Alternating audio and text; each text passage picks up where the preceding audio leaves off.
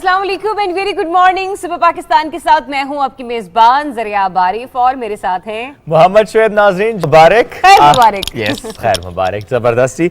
एक अच्छा सा दिन है, प्यारा सा दिन है, खबरें भी बड़ी ही प्यारी बड़ी ही अच्छी हैं आज हमारे पास। सबसे पहले हम जरा जिक्र करते हैं अक़वाम मुत्तहिदा की जानिब से जो इस्लामोफोबिया के हवाले से पाकिस्तान की करारदाद मुतफ़िक़ा तौर पर जो मंजूर हुई, तो उसी सिलसिले में आज मुल्क भर में यौम तशक्कुर मनाया जा रहा है। वज़ीर आज़म के नुमाइंदे खुसूसी बराए बैनुल मज़ाहिब हम आहंगी व मशरिक़ वस्ता पाकिस्तान उलमा काउंसिल के चेयरमैन अल्लामा ताहिर महमूद अशरफी साहब ने इससे मुताल्लिक़ कहा कि इस करारदाद की कामयाबी पर कहते हैं शुक्रिया इमरान खान। बिल्कुल शुक्रिया बिल्कुल बनता है वज़ीर आज़म इमरान खान का। ये सिर्फ हम नहीं कह रहे शुएब, ये ना सिर्फ पाकिस्तान में बसने वाले जितने भी मुसलमान लोग हैं बल्कि पाकिस्तानी हैं, बल्कि और साथ साथ मैं ये कहूँगी कि पाकिस्तान से बाहर रहने वाली जितनी भी मुस्लिम उम्मा है वो वज़ीर आज़म को एक बेहतरीन मुजाहिद की सूरत में, एक दीनी और एक इस्लामी मुजाहिद की सूरत में उन्हें बहुत ज़्यादा सराह रही है, क्योंकि उनकी क़यादत में ये करारदाद मुतफ़िक़ा तौर पर मंजूर की गई है। शुक्रिया वो भी कर रहे हैं जो कल सिंध हाउस में थे।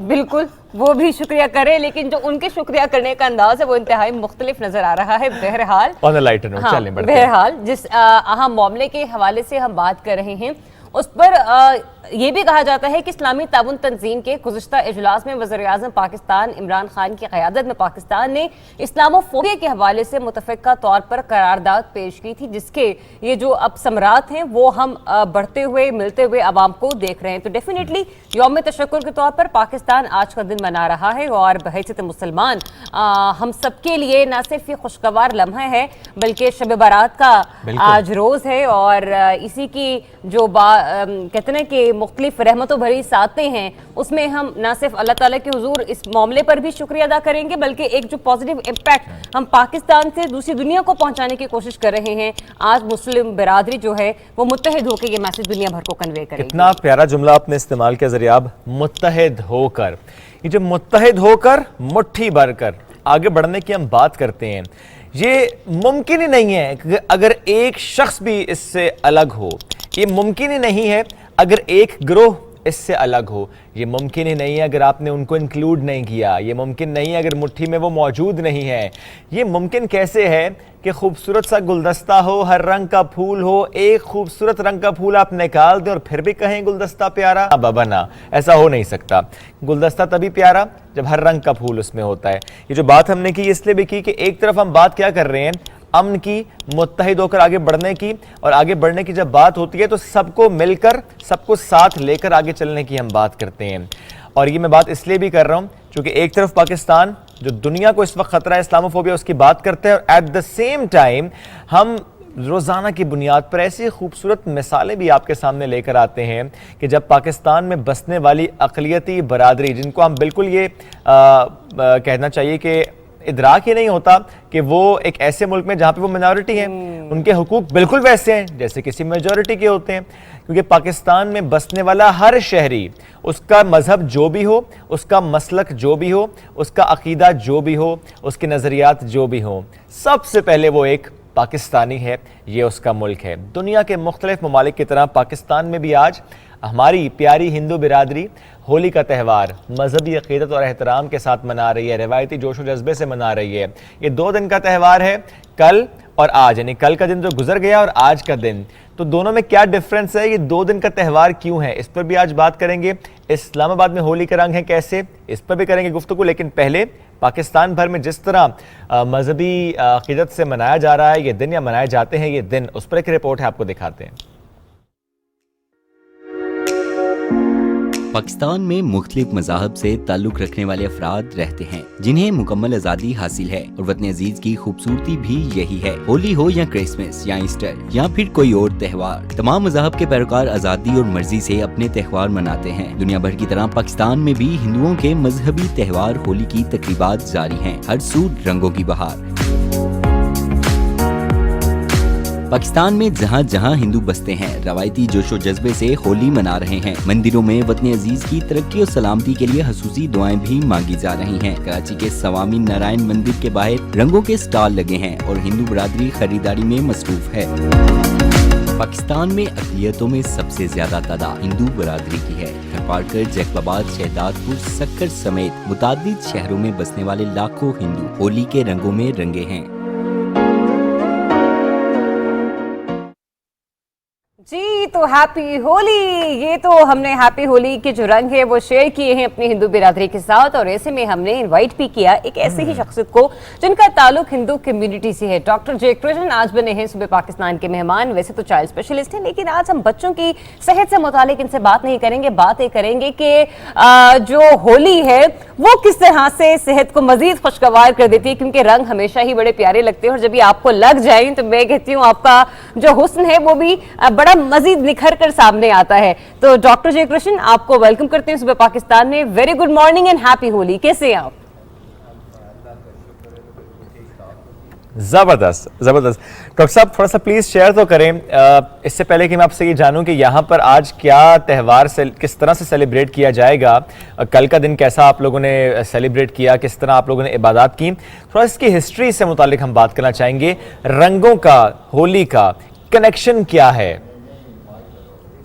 आपने बड़ा अच्छा सवाल किया। देखिए, होली का त्यौहार 2 दिन के लिए मनाया जाता है। एक तो था कल, एक है आज। ओके, कल के दिन हम सारे दिन जो है पूजा पाठ करते हैं। चले और सर, दूसरों आपका के माइक घरों में थोड़ा सा जाते- मसला कर रहा है, इसको हम पहले फिक्स करते हैं और हमारी जो टेक्निकल टीम है इसको सेट करती है। जब तक हम थोड़ी सी गुफ्तगू खुद से भी करते हैं कि हम हर साल देखते हैं जिस भी शहर में हम उस वक्त मौजूद हों कि वहाँ पर होली का रंग खासा मुख्तलिफ होता है। अगर हम कराची की बात करें या कंपेयर करें ज़रा आप कराची को इस्लामाबाद से, चूँकि वहाँ पर हिंदू बिरादरी थोड़ी सी ज़्यादा है तो वहाँ के रंग थोड़े मुख्तलिफ हैं। यहाँ पर 150 के करीब घर हैं। अच्छा सर, मुझे ये बताएं, आपने कभी होली का इवेंट अटेंड किया? मैंने बिल्कुल अटेंड किया है। आई मेरी बहुत ख्वाहिश है कि मैं ये इवेंट जो है वो जरूर अटेंड करूं, लेकिन जरा डॉक्टर जय कृष्ण से पूछते भी कि पाकिस्तान में ये इस्लामाबाद में कहाँ पे ऑर्गेनाइज होगा। बट इससे पहले वो जरा रंगों का कनेक्शन बता रहे थे हमें होली के साथ, और अपनी ये इबादत के हवाले से हमें कुछ थोड़ा सा बता रहे थे कि उनके मजहब में किस तरह से इस दिन को मनाया जाता है। डॉक्टर साहब जी, जैसा कि मैंने बताया कि होली का त्यौहार 2 दिनों के लिए मनाया जाता है। एक तो कल था जिसमें हम पाठ पूजा करते हैं, एक दूसरों के घरों में जाते हैं,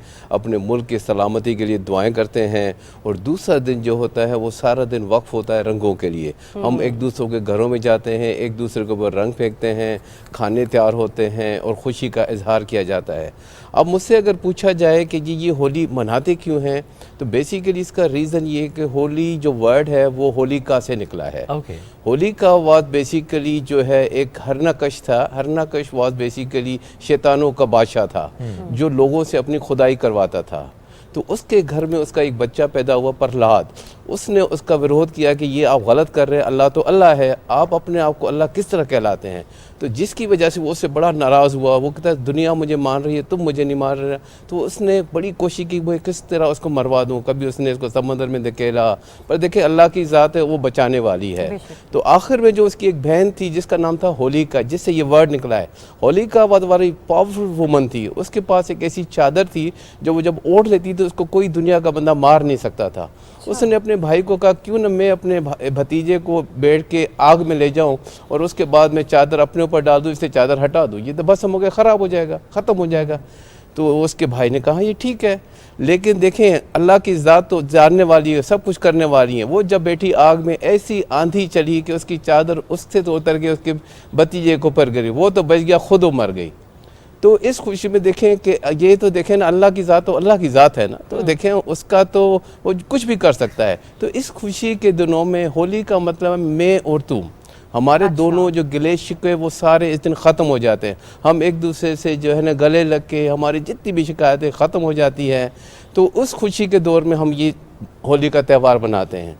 कुछ लोग कहते हैं कि जी ये होली का त्यौहार जो है शंकर शिव भगवान के नाम पे भी मनाया जाता है कि उस दिन शिव भगवान की शादी हुई थी, तो अपनी शादी में जब वो जा रहे थे तो बड़े फूल भर से हर जगह लोग खुशियाँ मना रहे थे, तो उसके किस साथ लिंक है। कुछ लोग कहते हैं कि जी ये कृष्ण भगवान के नाम से भी इसका मुनसर किया था कि जी वो रंगों को बड़ा पसंद करते थे, गोपियों के साथ सही, मतलब आप ये कह रहे हैं कि आपके दीन में भी, आपके मजहब में भी इस मामले को लेकर थोड़ी सी लोगों की जो राय है वो मुख्तलिफ है। सर जरा पाकिस्तान के हवाले से बात करें, डेफिनेटली इंडिया में तो होली बड़े अच्छे तरीके से सेलिब्रेट की जाती है। हम अक्सर सोशल मीडिया के थ्रू देख लेते हैं, जान लेते हैं, کہ وہاں پہ کلچر کیسا ہے. پاکستان میں ہندو کمیونٹی سے کس طرح سے سیلیبریٹ کرتی ہے, اور اسپیشلی اسلام آباد میں آج کہاں پر کوئی ایونٹ ہے اس سلسلے میں؟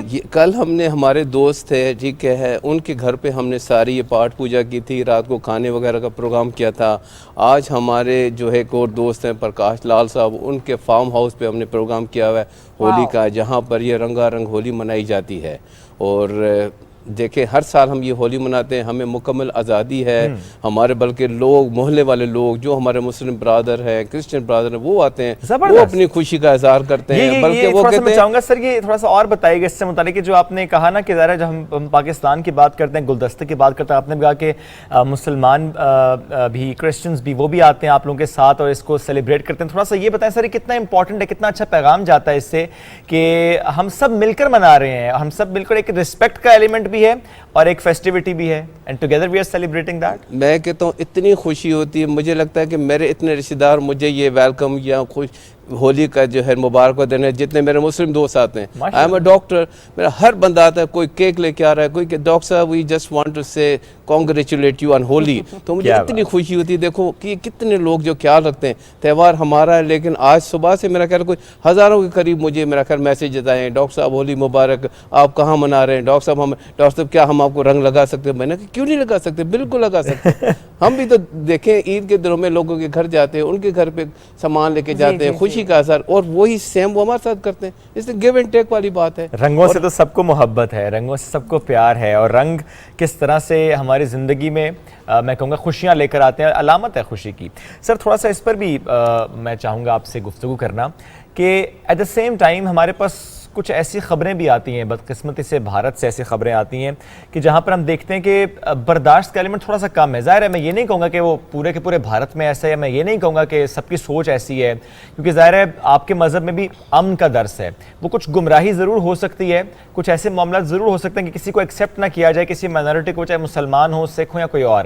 یہ تھوڑا سا ایلیمنٹ ڈیفرنٹ ہے انڈیا میں اور پاکستان میں. تو میں اس پر آپ سے رائے لینا چاہتا ہوں کہ آپ کے آبزرویشن کیا ہے, یہ کتنا اہم ہے کہ اس طرح مل جل کر ایک دوسرے کے تہواروں میں جانا, وہ چاہے پھر یہاں پر عید ہو یا یہاں پر ہولی ہو یا کوئی اور ایونٹ ہو. یس, تو اس طرح مل جل کر ایونٹ میں ساتھ جانا, یہ جو پیپل ٹو پیپل کانٹیکٹ ہے, اور یہ ڈفرینٹ مذاہب سے کے ماننے والوں کا جو کانٹیکٹ ہے, اور اس طرح کسی خاص دن کی مناسبت سے جو کانٹیکٹ ہوتا ہے اور ملنا ملانا ہوتا ہے, یہ ایک نیشن کے لیے آگے بڑھنے کے لیے کتنا اہم اور کتنا ضروری ہوتا ہے؟ یہ میرا خیال بہت اچھا کوشچن ہے. بیسیکلی دیکھیں ہولی ہے برائی کی جو ہے خاتمہ, اچھائی کی فتح. تو دیکھیں ہم جب آپس میں مل جل کے رہتے ہیں, ہم یہی درس دیتے ہیں کہ دیکھیں ہم سارے آپس میں بھائی بہن ہیں, ہمارے آپس میں کوئی بھی ایسا پرابلم نہیں ہے, کوئی ہمارے گلہ شکوے نہیں ہے. دیکھیں آپ کے نظریات تھوڑے سے چینج ہو سکتے ہیں, لیکن جب ہم ملک کی بات کرتے ہیں تو we are on one stand کہ جی نہیں, ہمارا پاکستان ہے, ہم پاکستانی رہیں گے. تو ہم نے جو کرنا ہے اپنے ملک کے لیے کرنا ہے, ہم نے دوسروں کو کیا دیکھنا ہے,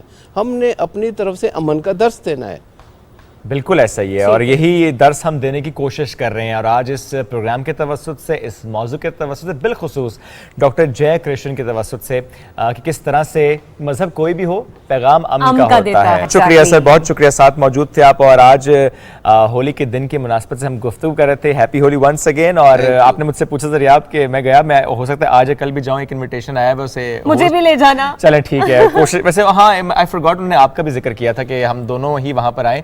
لیٹس سی کہ ہم دونوں کی کیا اس میں اویلیبلٹی ہوتا ہے, but we'll try to be there. تو لیٹس سی جی, بڑا مزہ آتا ہے. ویسے بھی میری کوشش ہے میں ذریعہ پہ نا پورا زردہ رنگ بھی لگاؤں, اور پورا مجھے ویسے بھی مارنا مسٹرڈ کلر بہت پسند ہے, اور پلم کلرز بڑے پسند ہیں. وائٹ کلر پہن کے آئیے گا تاکہ رنگ اور زیادہ نظر آئے. ایگزیکٹلی, میری ویسے خواہش بھی ہوگی کہ میں یہ ضرور ایونٹ اٹینڈ کروں. سو لیٹس سی کہ مجھے موقع ملتا ہے یا نہیں ملتا. اس کے لیے آپ نے کرنا آج کیا ہے, آج کسی وقت جا کے تھوڑے ایک گھنٹہ 2 گھنٹے سو جائیے گا, تاکہ فریش ہو نا. اور پھر اس کے بعد اگر آپ نے ایک ایونٹ اٹینڈ کرنا ہے تو فریشنس بہت ضروری ہے. یہ میں نے دن کی نیند کا ذکر اس لیے کر لیا چونکہ روٹین ایسی چل رہی ہے, خبریں ایسی آ رہی ہیں کہ رات تک نیند اڑ جاتی ہے نا. آپ کوئی شو دیکھنے بیٹھتے ہیں, اس کے بعد پھر آپ چیزیں دیکھتے ہی رہتے ہیں.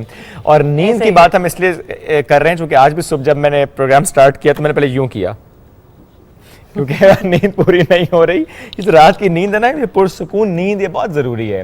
اور نیند جو پوری نہیں کرتے ان افراد کو جسمانی توانائی اور دماغی کارکردگی سمیت کئی بھی مسائل کا سامنا کرنا پڑتا ہے. اور یہ بات اس لیے ہم کر رہے ہیں چونکہ آج نیند کے حوالے سے, عالمی دن کے حوالے سے صبح پاکستان نے ایک رپورٹ تیار کی ہے. وہ آپ کو پہلے دکھاتے ہیں کہ نیند آپ کے لیے اور ہمارے لیے ٹائم پر سونا کتنا زیادہ ضروری ہے. So let's see. کتنے گھنٹے سوئی تھی؟ 5-6 घंटे।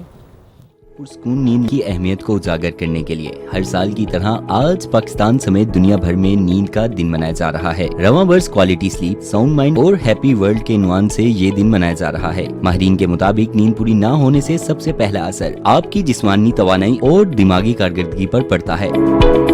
तिबी माहिरीन का कहना है अच्छे दिन गुजारने के लिए रात को पुरस्कून नींद लेना जरूरी है। नींद की कमी से इंसान मोटापा, शुगर समेत कई बीमारियों का शिकार हो सकता है। एक तो उसको थकावट होती है, कंसंट्रेशन में प्रॉब्लम होती है, मूड का चिड़चिड़ापन होना, सर में दर्द होना और दूसरी फिजिकल तकलीफें भी बढ़ जाती हैं। जिस तरह ब्लड प्रेशर की बीमारी बढ़ने का खतरा होता है, स्ट्रेस की वजह से बाकी दिल की कंडीशन, दिल की तकलीफ बढ़ने की चांसेस होते हैं, शुगर मैनेजमेंट में प्रॉब्लम होती है। नींद की कमी की वजह से न सिर्फ दिमागी बल्कि जिस्मानी तौर पे भी इंसान को नुकसान पहुंच सकता है। तिब्बी माहिरीन के मुताबिक इंसान को 24 घंटों में से 7 से 8 घंटे सोना चाहिए, वरना इसकी तख्लीकी सलाहियतों पर असर पड़ सकता है। हर इंसान को एटलीस्ट 6 से 8 घंटे की नींद जरूरी होती है, लेकिन ये ऑल्सो उस पर डिपेंड करता है कि स्लीप की क्वालिटी क्या है। कुछ लोग जो होते हैं वो ज्यादा सोते हैं तो भी उनकी नींद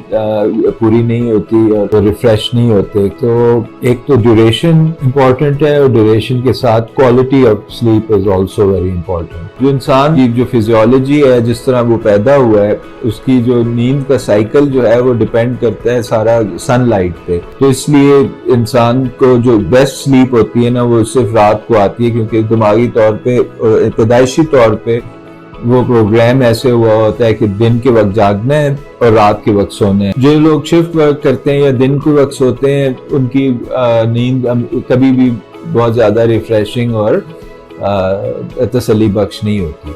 इंसान की जिंदगी में सबसे इम्पोर्टेंट चीज, वन ऑफ द सबसे इम्पोर्टेंट चीज इज गुड स्लीप। अच्छी खुराक और रात को जल्द सोने का मामूल बनाकर सेहतमंद जिंदगी गुजारी जा सकती है। ताज़ा दम रहने के लिए सिर्फ नींद नहीं बल्कि पुरस्कून नींद जरूरी है।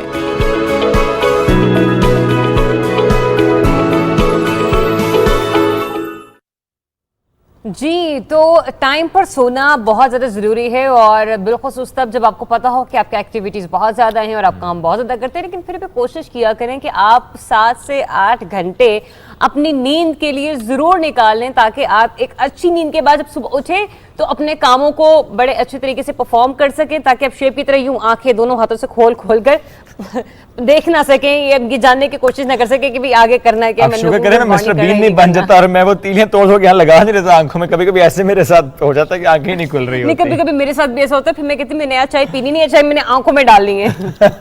अच्छा, वैसे कहते हैं कि अगर आप आइस पैक्स भी लगाएं तो उससे भी थोड़ी पफी आइस बेहतर हो जाती है और लोगों को मालूम नहीं होता कि आप कितनी देर सोए थे, वो समझते हैं अच्छी नींद करके आए हैं। वाह नाइस। तो चलिए हमने आपको साथ साथ टिप भी दे दी, आगे भी बढ़ते हैं, टिप के साथ साथ मुबारकबाद भी देते हैं, लेकिन ये मुबारकबाद हमारी तरफ से नहीं। टिप टिप बरसे पानी की बात करते हैं। नहीं, ये मैं टिप टिप जो कैचेस सॉरी जो कल टीम ने परफॉर्मेंस का मुजाहरा किया उसकी जरा बात कर ले। इनफैक्ट परसों मुजाहरा किया गया था, लेकिन जरा खान साहब बड़े बिजी थे और आपको पता है कि गेम में क्या मसरूफियत उनकी चल रही है। बहरहाल कराची टेस्ट में ऑस्ट्रेलिया के खिलाफ कप्तान बाबर आजम की शानदार इनिंग्स पर वज़ीर आज़म इमरान खान भी तारीफ के बगैर नहीं रह सके हैं और उन्होंने कौमी टीम के कप्तान बाबर आजम को शानदार कारकर्दगी पर मुबारकबाद देते हुए पूरी टीम बिलखुसूस अब्दुल्ला शफीक और मोहम्मद रिजवान की शानदार बल्लेबाजी की तारीफ की है। तारीफ करनी तो बनती थी। वज़ीर आज़म पाकिस्तान इमरान खान साहब ने समाजी राब्ते की वेबसाइट ट्विटर पर अपने पैगाम में कहा कि अनलकीली मैच वो नहीं देख सके, जिस तरह आपने कहा भी, ही इज़ बिजी, और कहते हैं कि इन दिनों मैच फिक्सिंग के अलावा एक और महाज पर वो लड़ रहे हैं और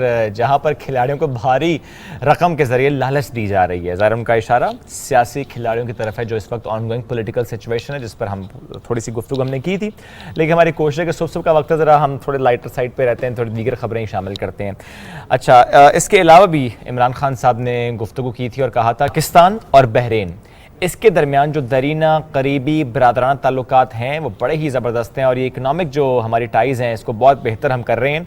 तिजारती और सरमायाकारी का जो ताउन है इसको مزید فروغ دینے کی ضرورت ہے ان دونوں ملکوں کے درمیان.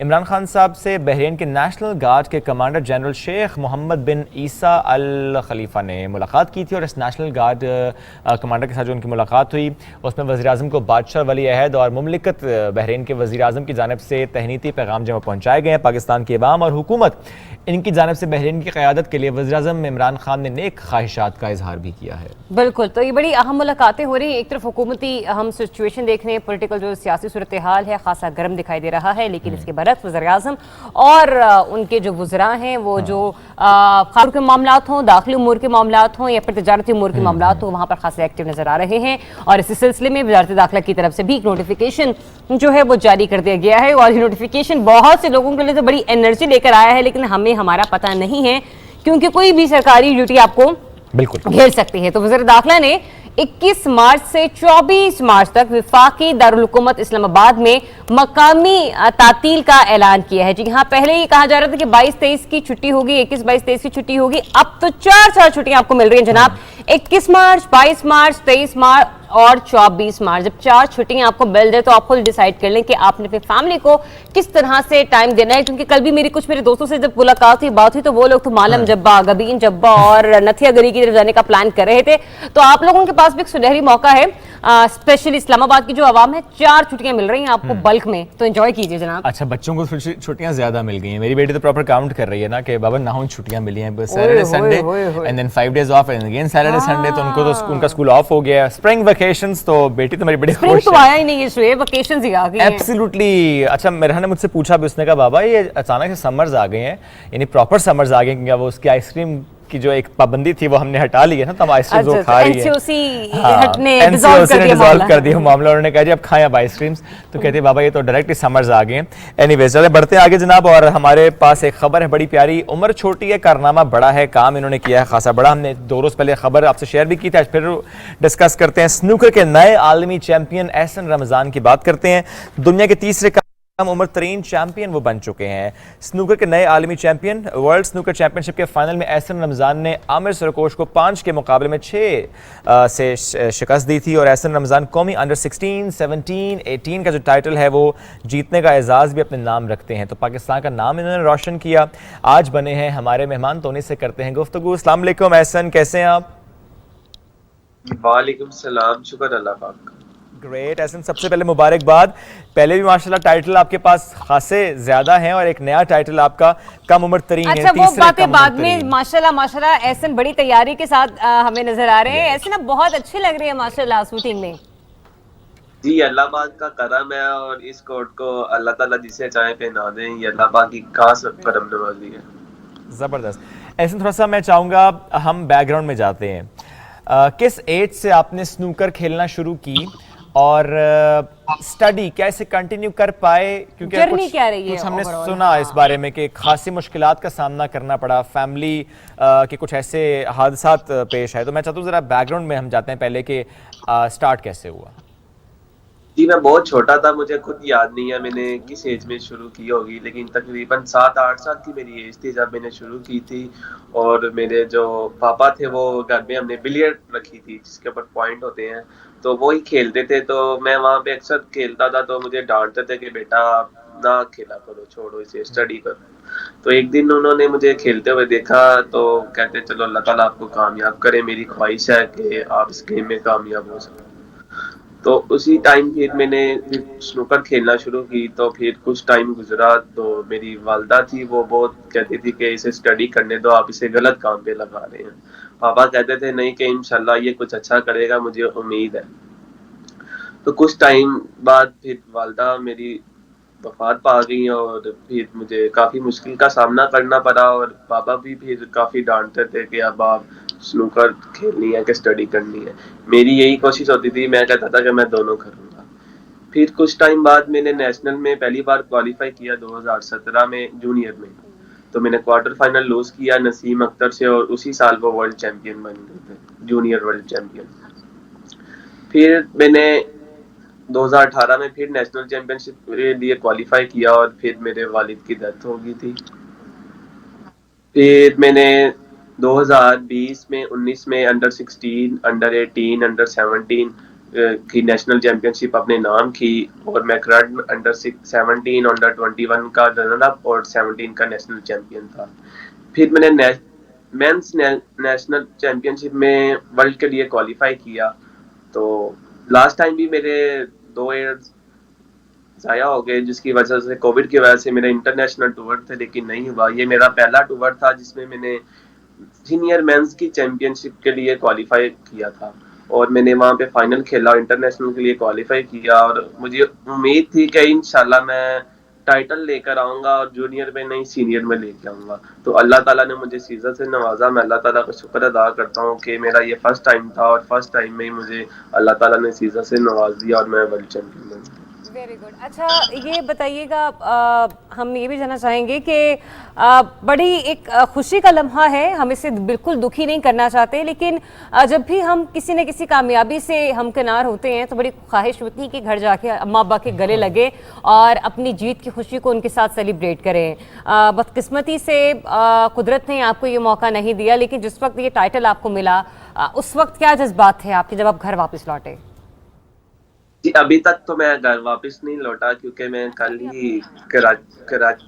ही मैं कराची पहुंचा हूँ, और मुझे काफ़ी ज़्यादा मेरे अंदर जो फीलिंग थी मैं आपको बता नहीं सकता, कि जब मैं फाइनल अपने नाम किया था और मैं सजदे में गया था और मैंने अल्लाह ताला का शुक्र अदा किया था, और वो जो फीलिंग थी वो ऐसी थी कि आज अगर मेरे माँ बाप होते तो मुझे गले से लगाते, यहाँ पे होते, मेरे साथ होते। तो वो काफ़ी मुझे मुश्किल का सामना करना पड़ा, लेकिन इंशाल्लाह मुझे उम्मीद है कि जैसा मुझे प्यार मिल रहा है गवर्नमेंट की तरफ से और फैंस की तरफ से, मुझे इस चीज़ में अब मैं जब लाहौर जाऊंगा, घर वालों का प्यार मिलेगा, और अल्हम्दुलिल्लाह मैं कोशिश करूंगा कि इसी में एडजस्ट हो जाए। बिल्कुल।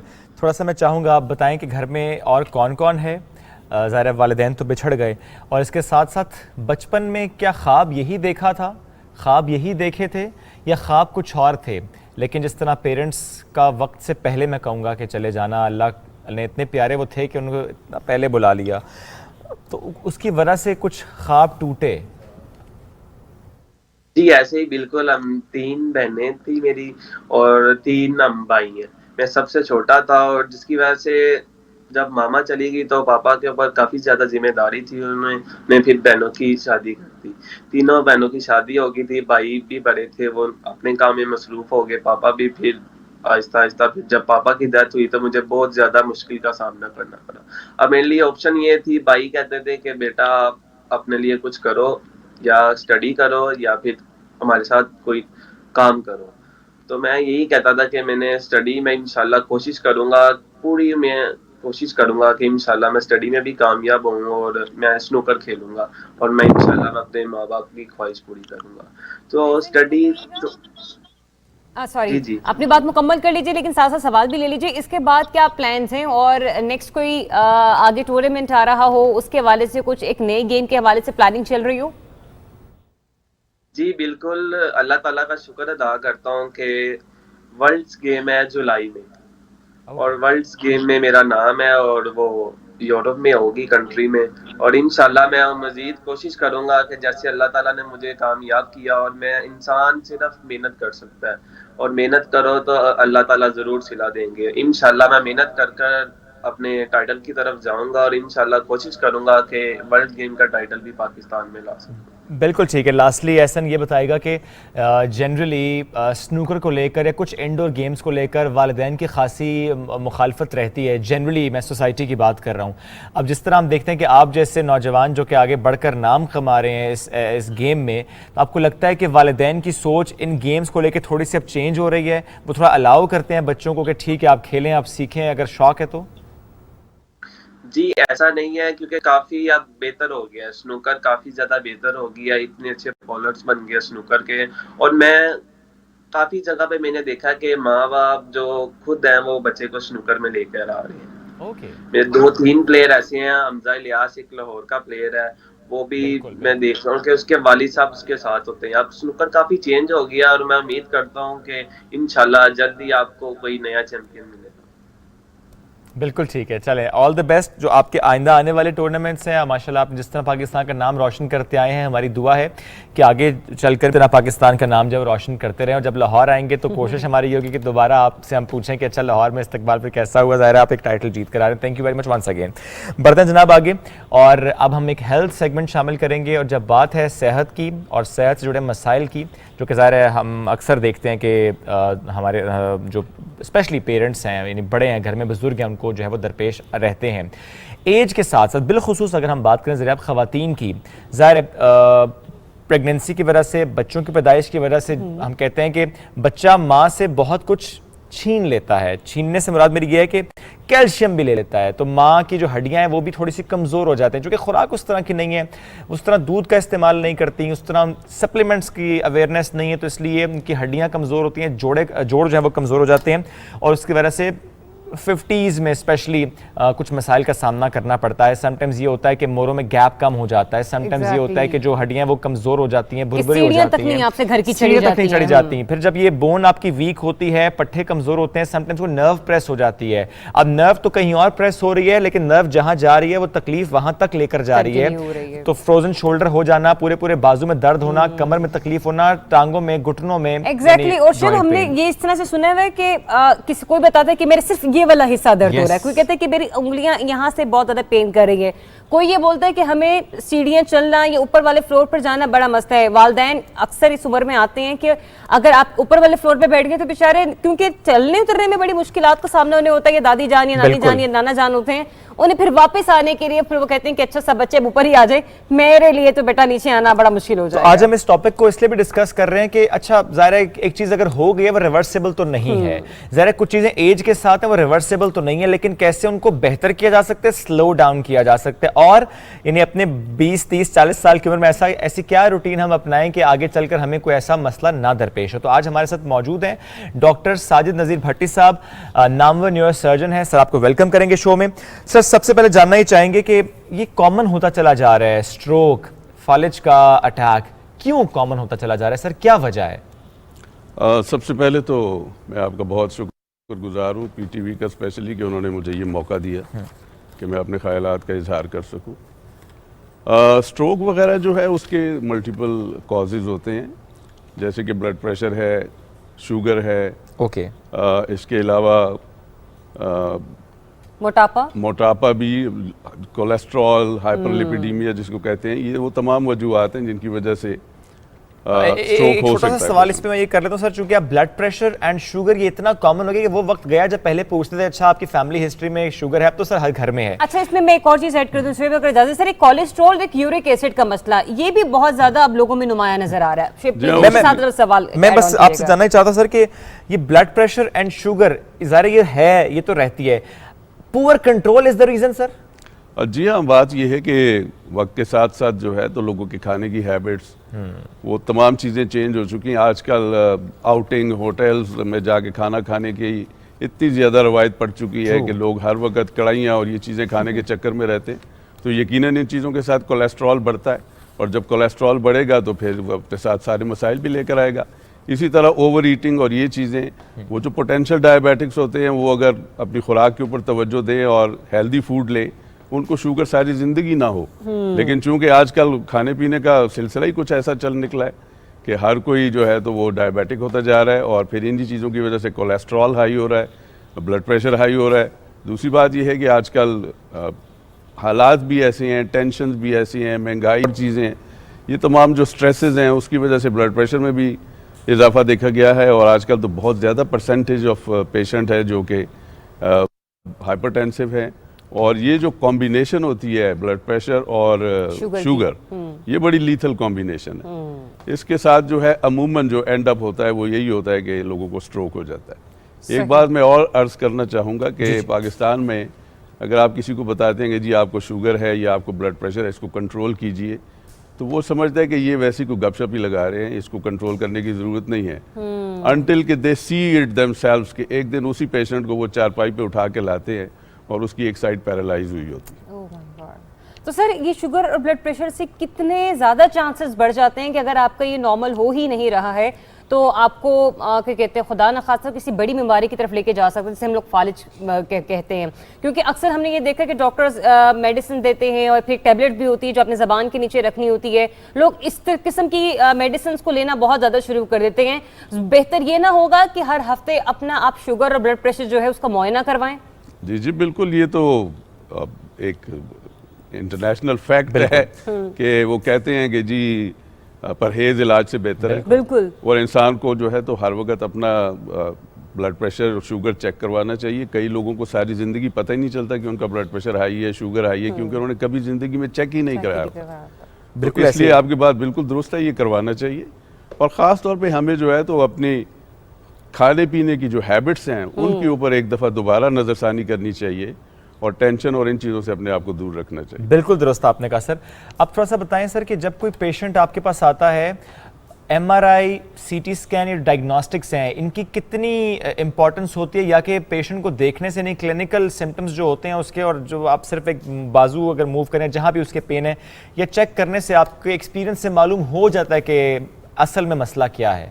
اس سلسلے میں یہ عرض کروں گا کہ اب جیسے سٹروک کی بات ہی ہم کر رہے تھے، تو سٹروک جو ہے اس میں یا تو خون کی نالی بند ہو جاتی ہے جس کو انفارکٹ کہتے ہیں، اور یا پھر خون کی نالی پھٹ جاتی ہے جس کو ہیمریج کہتے ہیں. اوکے. تو دونوں صورتوں میں علاج ڈیفرنٹ ہوتا ہے، اس لیے آپ کو سی ٹی اسکین یا ایم آر آئی کرنا پڑتا ہے. جو بھی پیشنٹ آپ کے پاس آئے آپ یہ دیکھ لیجئے کہ اس کی رگ پھٹی ہوئی ہے یا اس کی رگ بلاک ہو گئی، تاکہ اس کا علاج جو ہے وہ اسی طریقے سے کیا جائے جس طریقے سے کرنا چاہیے. بالکل ٹھیک ہے. تھوڑا سا سر اب آتے ہیں کہ ایسے کون سے کیسز ہوتے ہیں کہ جبکہ دوائی بھی اثر نہیں کرتی، جبکہ ایکسرسائز بھی اثر نہیں کرتی؟ بیکاز ہم دیکھتے ہیں کہ اگر خدا نخواستہ ریڑھ کی ہڈی کا کوئی مسئلہ ہے، جوڑوں کا کوئی مسئلہ ہے، یا اسپیشلی اگر میں ورٹیبرل کالم کی بات کروں، تو اس میں وہ پیشنٹ جو ہوتا ہے وہ روماٹولوجسٹ کے پاس بھی چلا جاتا ہے، نیورو فزیشین کے پاس بھی چلا جاتا ہے، وہ ایکسرسائز بھی کر لیتا ہے، نیورو سرجن کے پاس بھی آ جاتا ہے. اب تو نئے نئے طریقے علاج ہیں، KKT بھی ایک نیا طریقہ علاج ہے، وہاں بھی جا کے ٹرائی کر لیتا ہے، کہیں پہ اسے آرام نہیں آتا. تو تھوڑا سا بتائیں سر، ہر ڈاکٹر کا ایک ذرا مختلف اوپینین ہوتا ہے اس کی بیماری کو لے کر، اور ایک خوف بہرحال پایا جاتا ہے سرجری کو لے کر، کہ کوشش یہ ہوتی ہے کہ حتی الامکان سرجری سے بچا جائے، ایکسرسائز سے علاج ہو جائے یا دوائی سے ہو جائے. وہ سرجری سے بچتے ہیں کیونکہ کہا یہ جاتا ہے کہ سرجری کے بعد حالات زیادہ خراب ہو جاتے ہیں. یہ درست بات ہے سر؟ میرا نہیں خیال کہ یہ بات درست ہے. اوکے. ایکچولی بات یہ ہوتی ہے کہ ہمیں ہر ایک چیز اس کے اپنے اس میں ایسپیکٹ میں دیکھنا پڑتا ہے کہ یہ پرابلم کیا ہے. فار ایگزامپل اگر کسی کو جوڑوں کا درد ہے وہ لازمی بات ہے رومیٹالوجسٹ کے پاس جائے گا. لیکن اگر کسی کو بیک ایک ہے اور اس کی ٹانگ میں درد جا رہا ہے، جس کو کہ عرف عام میں شیاٹکا یا رگ نساء کا درد کہتے ہیں، تو ایسی سچویشن میں اگر اس کا ایم آر آئی ہو جاتا ہے اور اس میں ہمیں پتہ لگ جاتا ہے کہ جی ڈسک اس کی بہت زیادہ پرولیپس کر چکی ہے، اور اتنی زیادہ پرولیپس کر چکی ہے کہ یہ اس کو ایک اسپیشل سنڈروم میں لے جا سکتی ہے جس کو کہ کارڈا ایکوائنا سنڈروم کہتے ہیں. اس میں یہ ہے کہ دونوں پاؤں پیرالائز ہو جاتے ہیں اور بڑا چھوٹا پیشاب بند ہو جاتا ہے. تو ایسی صورت میں ہم مریض کو بتاتے ہیں کہ جی آپ کو یہ سرجری کی ضرورت ہے. اچھا. ہیونگ سیڈ دس، میں یہ بھی عرض کر دوں کہ سرجری جو ہے اگر وہ 100% ایک پیشنٹ کو ضرورت ہے اور اس کی جائے اور پراپر طریقے سے کی جائے تو اس کے ہمیشہ فائدے ہی ہوتے ہیں. کبھی نقصان نہیں ہوتا. کتنے فیصد سرجری سر کامیاب ہوتی ہیں اس کیس میں؟ دیکھیے اگر تو ہم سپائن کی بات کر رہے ہیں، اور یہ جنرلی بہت سارے لوگوں کا کنسرن ہوتا ہے کہ جی سپائن کے بارے میں، بالکل کنسرن ہوتا ہے، تو میں اس کے بارے میں یہ عرض کر دوں کہ اگر اس کو 2+2 4 ہو رہا ہے اور اس کا ایم آر آئی ہوا ہے اور اس میں ڈیفینیٹلی ایک ڈسک پرولیپس نظر آ رہی ہے جو کہ اس کی نرو روٹ کو کمپریس کر رہی ہے، تو ایسی صورت میں اس کا آپریشن انتہائی کامیاب ہوگا. میں آپ کو پھر دوبارہ کہوں گا کہ انتہائی کامیاب ہوگا. اور یہ زمانہ جو ہے یہ منیملی انویزو سرجری کا زمانہ ہے. بالکل ایسے. اس میں مائکروسکوپ یا اینڈوسکوپ یوز کر کے ایک چھوٹا سا پروسیجر کیا جاتا ہے، اور اس چھوٹے سے پروسیجر کے ساتھ پیشنٹ جو ہے تو ودن 2 hours 3 hours ہی can get up from his bed and walk. آج کل تو یہ ہو رہا ہے. ہمارا مریض جو ہے الحمدللہ اس کا ہم یہ چھوٹا سا آپریشن کرتے ہیں جو ہارڈلی 1 inch سے بھی کم ہوتا ہے، اور مریض کو اگر آپ کہیں گے جی آپ 2-3 گھنٹے کے بعد اٹھ سکتے ہیں، چل پھر سکتے ہیں، تو وہ چلتے ہیں، ٹھیک ٹھاک ہو جاتے ہیں، نیکسٹ ڈے گھر چلے جاتے ہیں. سر ہمارے یہاں پہ نا ایک فوبیا ہے کہ لوگ اکثر اوقات ایم آر آئی کی طرف نہیں جاتے ہیں کیونکہ نام سے ڈر جاتے ہیں. انہیں ایسا لگتا ہے کہ جیسے پتہ نہیں کتنی بڑی بیماری ہوگی, ابھی تو اس کی نوبت نہیں آئی, لیکن پھر بھی ان کا مرض جو ہے وہ ڈائگنوز نہیں ہو پا رہا. آپ کی کمر میں درد ہے, آپ بیٹھ نہیں پا رہے ہیں, آپ ایلوپیتھک آپ نے دوائیں لینا شروع کر دی, آپ نے ٹوٹکے بھی استعمال کرنا شروع کر دیا, آپ نے ڈاکٹرز کو بھی دکھا دیا ہے. اب اس میں ذرا یہ گائیڈ کریں کہ کس قسم کے ایسے ٹیسٹ ہیں یا ایکس ریز ہیں یا کون سے ایسے ڈائگنوسٹک کیا کہتے ہیں میجرمنٹس ہیں جو کہ لیے ٹولز ہیں جو کہ استعمال کیے جا سکتے ہیں کہ آپ ایسا کریں ان دو تینوں جو ٹیسٹ ہیں وہ کروا لیں تاکہ ایم آر آئی پھر بعد کا معاملہ ہے. دیکھیے بات یہ ہے کہ اگر ایک پیشنٹ کو پیورلی بیک ایک ہے اور ٹانگ میں درد جا رہا ہے, کیونکہ یہی ڈیفینیشن ہے سیاٹیکا کی, تو ایسی صورت میں اس کو جو سب سے امپورٹنٹ جو انویسٹیگیشن ضرورت ہے وہ ایم آر آئی ہے. ایم آر آئی کا یہ فائدہ ہے کہ اس میں کوئی ریڈیشن نہیں ہے, کوئی اس قسم کی چیز نہیں ہے کہ جو انسانی جسم کو نقصان پہنچائے. For example C T scan ہے, وہ تو ٹوٹلی ایکس ریز کے اوپر بیسڈ ہے, تو ایکس ریز جو ہیں وہ لازمی بات ہے کہ وہ انسان کو نقصان پہنچاتی ہیں.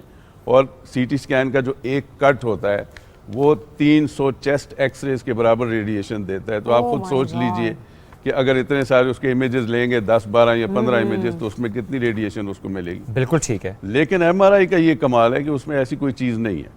دوسری بات یہ ہے کہ اگر ایک پیشنٹ کو آپ نے کلینکلی جج کر لیا کہ یار اس کو سیاٹیکا ہے, اس کو آپ نے ایگزامن کر لیا, اس نے آپ سب کچھ آپ کو پازیٹیو مل گیا, تو ایسی صورت میں بلڈ ٹیسٹ اور ان چیزوں کی ضرورت نہیں ہوتی.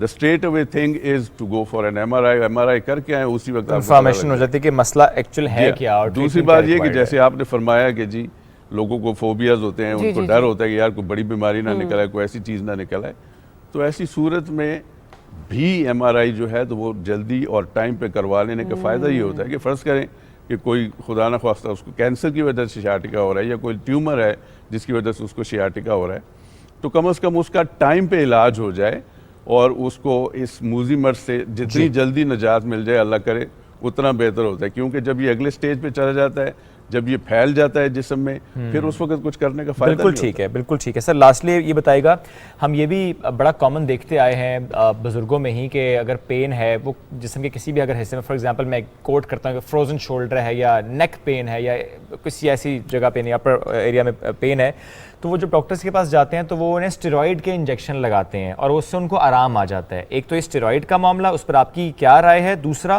کچھ ڈاکٹرز آپ کوئی جیل بھی انجیکٹ کرتے ہیں اور اس سے کہتے ہیں آپ کے جو مسلز ہیں وہ ریلیکس ہو جائیں گے, اس سے بھی کچھ بہتری آتی ہے. تو کیا یہ جو طریقہ علاج ہے جس میں اسٹیرائڈس کا استعمال یا ایسے انجیکشنز کا استعمال کیا جا رہا ہے جس سے پھر مسل ریلیکس ہو رہا ہے اور 1-1.5 سال اس کو تکلیف سے نجات مل رہی ہے, کیا یہ درست پروسیجرز ہیں, اس سے واقعی فائدہ ہوتا ہے؟ دیکھیے بات یہ ہے کہ یہ جتنے بھی پروسیجرز ہوتے ہیں یہ پہلے ٹیسٹ کیے جاتے ہیں پیشنٹس کے اوپر, جانوروں کے اوپر, اس کے بعد پھر الٹیمیٹلی ان کو پروموٹ کیا جاتا ہے کہ جی ہاں یہ اسٹیرائڈز جو ہیں وہ بہت ساری کنڈیشنز ایسی ہیں کہ جن میں ان کا دینا بہت ضروری ہوتا ہے, اور اگر وہ نہ دیا جائے تو مریض جو ہے تو وہ مزید تکلیف میں جا سکتا ہے, حالات خراب ہو سکتے ہیں. بالکل ٹھیک ہے. اب جیسے کہ برین ٹیومرز ہیں, برین ٹیومر کے ساتھ پیشنٹ آتا ہے تو سب سے پہلے ہم اس کو اسٹیرائڈ ہی شروع کرتے ہیں. اسٹیرائڈ کا نقصان نہیں ہوتا سر کوئی بھی؟ لانگر رہتے ہیں کہ عمومی تاثر یہ آتا ہے کہ اس کو تو اسٹیرائڈز پہ لگاتی ہے لوگ, تو مطلب یہ کیسا ڈاکٹر جو پہلے اسٹیرائڈ جو آپ کو انجیکٹ کر رہا ہے. اور اس میں سر یہ بھی کہا جاتا ہے کہ جو ڈائبیٹک پیشنٹ ہے تو بالکل وہ کہتے ہیں اسٹیرائڈ پہ نہ جائیں کہ اس سے شوگر بہت بڑھ جاتی ہے. جی آپ کی بات درست ہے, لیکن یہ جو ونس ٹائم گیون انجیکشن ہوتا ہے نا, جو ایک دفعہ دیا جاتا ہے, اس کے یہ سائیڈ ایفیکٹس نہیں ہوتے. اور جو اورل فارم میں دیتے ہیں اور وہ لمبے پیریڈز کے لیے دیتے ہیں تو ان کے سائیڈ ایفیکٹس ہوتے ہیں. یقیناً وہ شوگر کو بھی بڑھا دیتے ہیں, جسم میں بھی کمزوری پیدا کر دیتے ہیں, ہڈیوں میں جو ہے تو وہ کمزوری آ جاتی ہے کیونکہ کیلشیم نکل جاتا ہے. یہ سارے سائیڈ ایفیکٹس اس کے ہیں, اس میں کوئی شک نہیں. جی لیکن جہاں پہ اس کی ضرورت ہے اگر وہاں پہ نہ دیا جائے تو پھر اس کا فائدہ کیا؟ بالکل ٹھیک ہے. اسٹیرائڈز جو ہیں they are called the life saving drugs.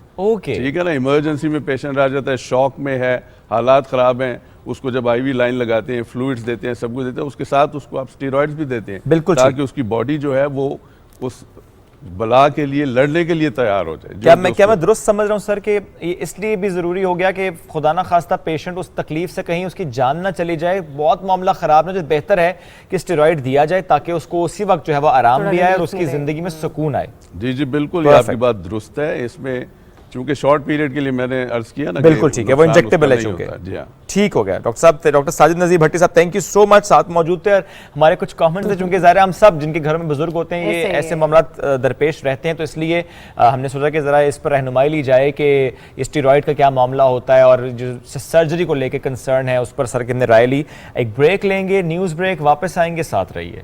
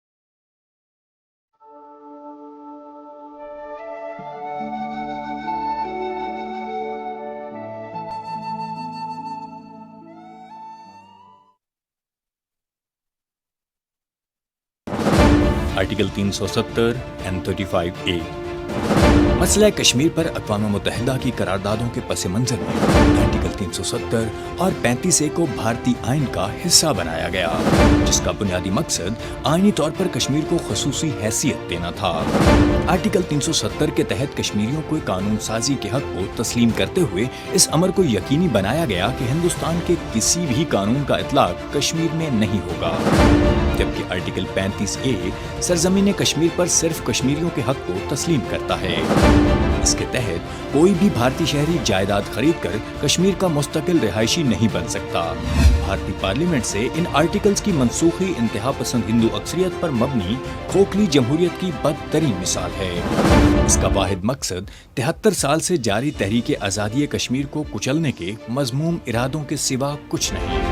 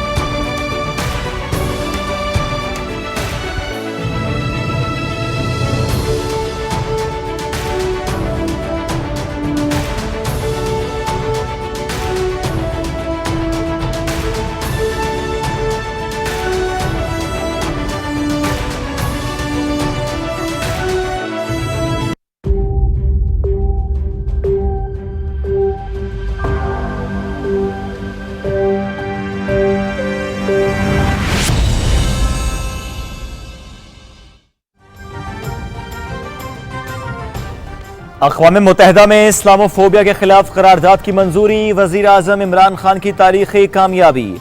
आज मुल्क भर में यौम तशक्कुर मनाया जा रहा है। मसाजिद में जुम्मे के खुतबात में इस्लामोफोबिया पर आगाही दी जाएगी।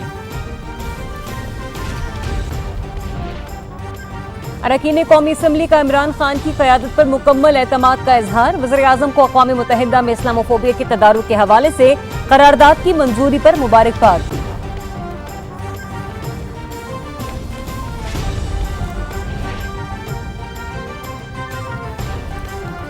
पाकिस्तान ने हमेशा मसाइल के हल के लिए सिफारती कोशिशों की हिमायत की। अफगानिस्तान में इंसानी और मौशी बहरानों को रोकने के लिए फौरी इक़दामात करने की ज़रूरत है।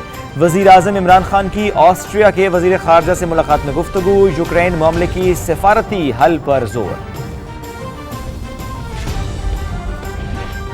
OIC वज़ीर ख़ारजा कॉन्फ्रेंस पाकिस्तान के लिए एजाज़ है। पाकिस्तान के वक़ार में इजाफा होगा। मौजूदा सूरत हाल में अपोजिशन का सियासी अदमो इस्तेहकाम पैदा करना हरगिज़ दुरुस्त नहीं। अपोजिशन को अपने फैसलों पर नज़रसानी करनी चाहिए। वज़ीर ख़ारजा शाह महमूद कुरैशी की PTV न्यूज़ के प्रोग्राम में टेलीफोनिक गुफ्तगू। यहाँ पे एक बिजनेस मॉडल है जरदारी का और नवाज शरीफ का। पैसे लगाओ, हुकूमत में आओ और पैसे कमाओ। अपनी हुकूमत बचाने के लिए किसी भी किस्म की ब्लैकमेलिंग, किसी भी किस्म की लोटासाजी, किसी भी किस्म की सौदेबाजियां चल रही हैं, हम उसको मुस्तरद करते हैं। सिंध हाउस को छांगा मांगा बना दिया गया। जहाजों में पैसे भर के इस्लामाबाद लाए गए। सूबे के गरीब आवाम का पैसा हॉर्स ट्रेडिंग पर खर्च किया जा रहा है। किसी भी किस्म की ब्लैकमेलिंग में नहीं आएंगे। आर्टिकल 63A1 के तहत कार्रवाई शुरू कर दी गई है। वज़ीर इत्तलात चौधरी फवाद हुसैन। सिंध हाउस में हॉर्स ट्रेडिंग उरूज पर है। कौम इमरान खान के साथ खड़ी है। 27 मार्च को इस्लामाबाद में आवाम का समंदर होगा। सिंध में गवर्नर राज नाफिज करने की तजवीज़। वज़ीर दाखिला शेख रशीद। तसादुम नहीं चाहते। ऑपोजिशन की हॉर्स ट्रेडिंग पर कानूनी और आईनी रास्ता इख्तियार करेंगे। इमरान खान अपनी ज़ात के लिए नहीं, कौमी मफादात के लिए सियासत करते हैं। वफाकी वज़ीर असद उमर।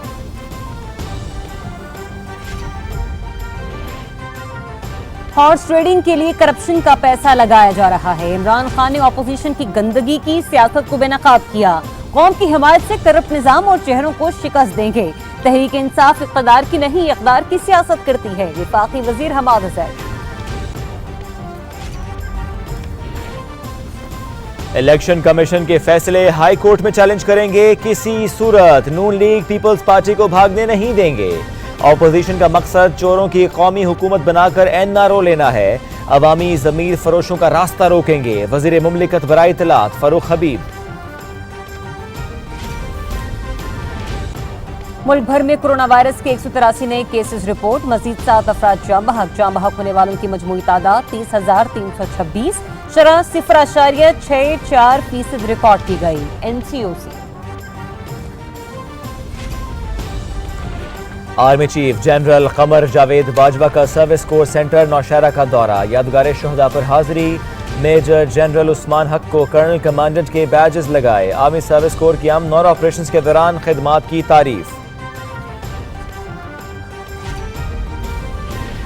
मकबूजा कश्मीर में कत्ले-आम, गिरफ्तारी और इंसानी हुकूक की संगीन खिलाफ वर्जियां। कुल जमाती हुर्रियत कॉन्फ्रेंस की कॉल पर मकबूजा वादी में आज मुकम्मल हड़ताल। भारतीय अफवाज कश्मीरियों की मुनज़्ज़म नस्लकुशी में मसरूफ है। हुर्रियत कॉन्फ्रेंस।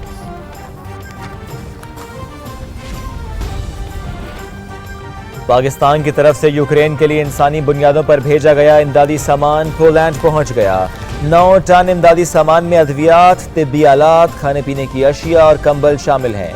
पोलैंड में पाकिस्तान एम्बेसी ने इमदादी सामान पोलैंड हुकाम के हवाले किया।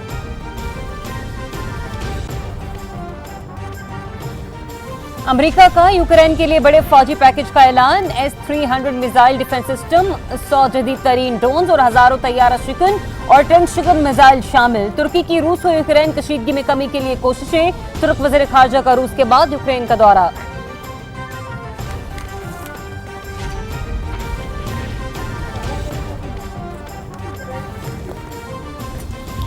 پاک فضائیہ کے ہیرو ایم ایم عالم کی 9ویں برسی آج منائی جا رہی ہے۔ ایم ایم عالم نے 1965 کی پاک بھارت جنگ میں 5 بھارتی ہنٹر جنگی طیارے 1 منٹ کے اندر مار گرائے تھے۔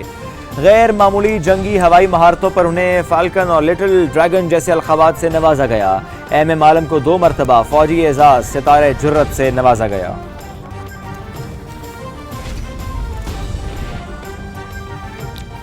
نامور اداکار محبوب عالم کی 28ویں برسی آج منائی جا رہی ہے۔ محبوب عالم کو شہرت ڈرامہ سیریل وارث میں چودھری حشمت خان کے کردار سے ملی۔ محبوب عالم نے اردو، پنجابی اور سندھی فلموں میں بھی اداکاری کے جوہر دکھائے۔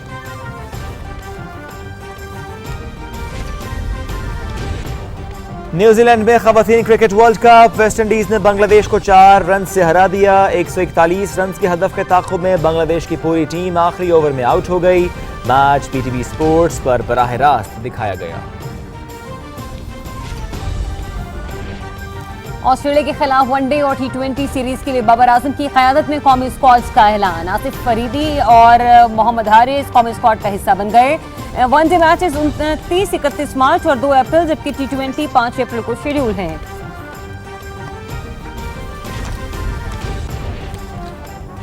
کراچی ٹیسٹ جیسے میچز کرکٹرز کے کردار، اعصاب اور ٹیم ورک کا امتحان ہوتے ہیں۔ بابر اعظم نے پریشر میں اپنے کیریئر کی بہترین اننگز کھیلی، جبکہ عبداللہ شفیق کی شکل میں ہمیں ایک اچھا سٹار ملا۔ Chairman P C B Ramiz راجہ۔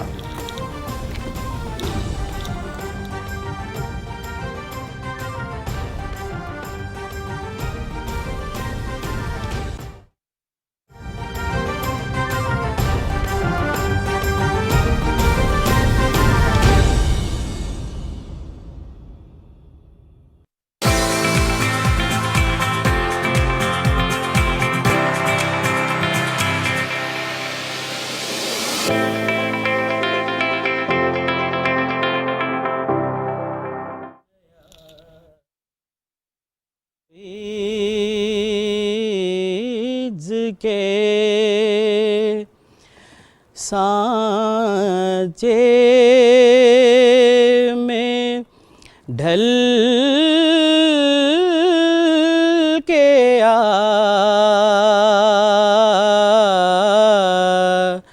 شوق و نیاز و ایج کے سانچے میں ڈھل کے آ یہ کوچائے حبیب ہے پلکوں سے چل کے آ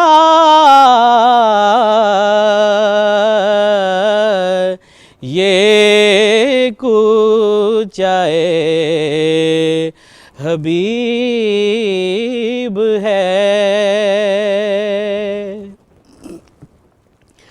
امت کے اولیاء بھی ادب سے ہیں دم بخود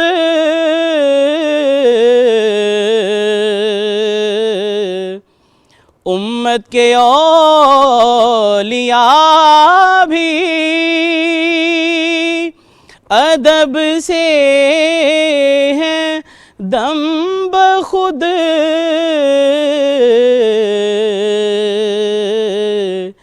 یہ بارگاہ سرور دی ہے سنبھل کے آ یہ کوچائے حبیب ہے آتا ہے تو جو شہر رسالت ماب میں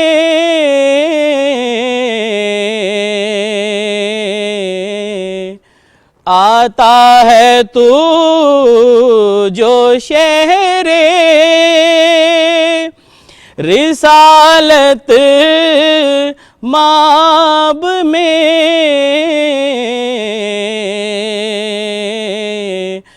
حرص و ہوا کے دام سے تائب پگھل کے یہ کوچائے حبیب ہے پلکوں سے چل کے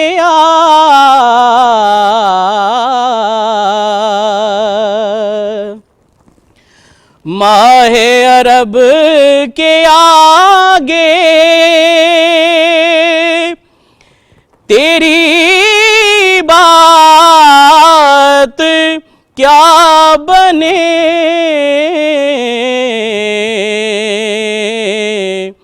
ماہ عرب کے آگے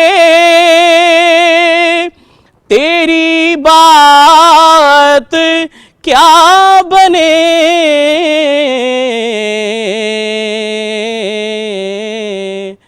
اے ماہتاب روپنا ہر شب بدل کے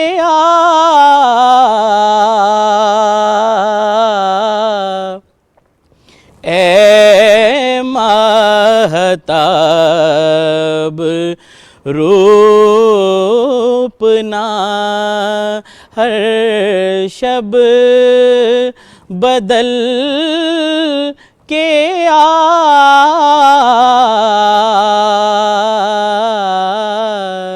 یہ کوچائے حبیب ہے پلکوں سے چل کے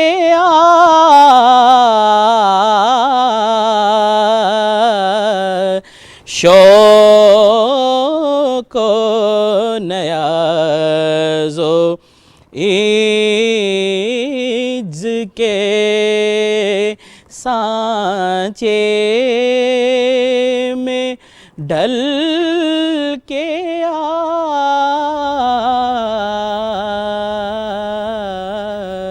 شوق و نیاز و عجز کے جزاک اللہ نعت کی سعادت حاصل کر رہے تھے سید ذیشان بخاری صاحب، ساتھ آج ہمارے اس پروگرام میں موجود ہیں۔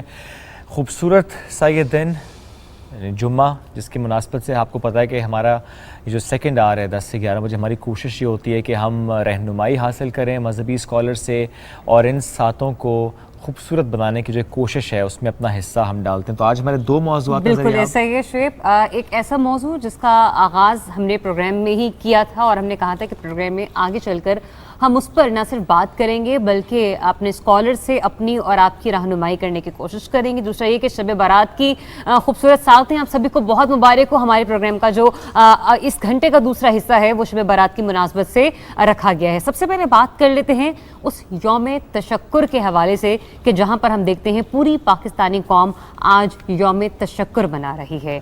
جس کی وجہ سے منا رہی ہے، جس لیے منا رہی ہے اور جس مقصد کے لیے منا رہی ہے اس پر بات کریں گے، کیونکہ یہ مقصد انتہائی اہمیت کا حامل ہے۔ اس کی سنگینی اور اس کی حساسیت پر بات کرنا اس قدر ضروری ہو گیا ہے کہ اگر ہم نے فوری طور پر خطرے کو نہ بھاپا تو آنے والی کئی نسلیں جو ہیں وہ اس کے مضر اثرات سے مرتب ہوتے ہوئے ہمیں نظر آئیں گی۔ اسلامو فوبیا اور اسلام کی حقیقت، آج اس پر بات ہوگی۔ اسلام امن و سلامتی کا سرچشمہ اور انسانیت کے مابین محبت، احترام، مساوات اور رواداری کے درس کا حامل آفاقی مذہب ہے، کیونکہ پیار، محبت، امن و آشتی اور عزت و وقار کے بغیر پرامن، منصفانہ اور خوشحال معاشرے کی تشکیل کے تمام اسباب بے معنی اور بے تاثیر تصور کیے جاتے ہیں۔ جس مذہب کے نام کی لغوی معنی ہی امن ہو اور جنگوں کا وہ حامی پھر کیسے ہو سکتا ہے، یہ ایک سوالیہ نشان بالکل، ہے۔ قرآن مجید میں صاف الفاظ میں لکھا ہے کہ مذہب کے معاملے میں کوئی زبردستی نہیں ہے۔ تو یہ ہمارا ایک موضوع ہے، اسلاموفوبیا، اور اس کے علاوہ آج ہم بات فضیلت بھری، رحمت بھری رات کا بھی کریں گے، جب اللہ کی رحمت بارش کی مانند برستی ہے، اور ایسے میں اگر کوئی فیض یاب نہ ہو، کتنا بدبخت، کتنا بد نصیب ہوگا کہ اللہ کی رحمت بارش کی طرح برس رہی اور ہم اس میں سے ایک قطرہ نہ لے سکیں، ایک قطرہ نہ پا سکیں، فیض حاصل نہ کر سکیں، بخشش نہ کرا سکیں۔ اللہ کرے ہم میں سے کوئی اس فہرست کا حصہ نہ ہو جو اس سے فیضیاب نہ ہوتا ہو، جو نہ ہو رہا ہو۔ تو آج ہم اسلاموفوبیا اور اس کے ساتھ چونکہ شب برات کی مناسبت سے بھی یہ شو ہے، تو چونکہ اس میں ہم دیکھتے ہیں کہ کچھ لوگ اس کی فضیلتوں کو جب بیان کرتے ہیں تو میں کہتا ہوں کہ ایک نہج ہے، اور کچھ بالکل انکار کرتے ہیں۔ تو آج ہم یہ معاملہ ڈسکس کریں گے کہ کیوں ایسا ہے، یہ ایکسٹریمز کیوں ہیں اس دن، اس رات کی مناسبت سے، اس فضیلت بھری رات کی مناسبت سے۔ لیکن اس سے پہلے کہ شب برات، ہم چونکہ اسلاموفوبیا پہ آج پروگرام کا آغاز بھی کیا تھا، آج یوم تشکر کے طور پر منایا جا رہا ہے، تو اسلاموفوبیا پر پہلے بات کرتے ہیں۔ ہمیں جوائن کیا ہے دبئی سے شیخ مفتی توقیر صاحب نے، مذہبی اسکالر ہیں۔ سر بہت شکریہ آپ کے وقت کا۔ سر سب سے پہلے جاننا آپ سے یہ چاہتے ہیں کہ کسی مذہب کی جو لا تعلقی کا سفر ہے، میں بالخصوص اسلام کی بات کر رہا ہوں، اسلام سے لا تعلقی کا جو ایک سفر ہے ویسٹ میں جس طرح طے ہوا وہ تو ہم نے دیکھا، لیکن سر یہ سفر لا تعلقی سے نفرت میں کب تبدیل ہو گیا؟ ایسا کیا معاملہ ہوا کہ لا تعلقی سے یہ معاملہ نفرت کی طرف چلا گیا کہ اسلاموفوبیا، یعنی اتنی نفرت اسلام سے، اتنی نفرت اس مذہب سے جو درس ہی صرف امن کا دیتا ہے؟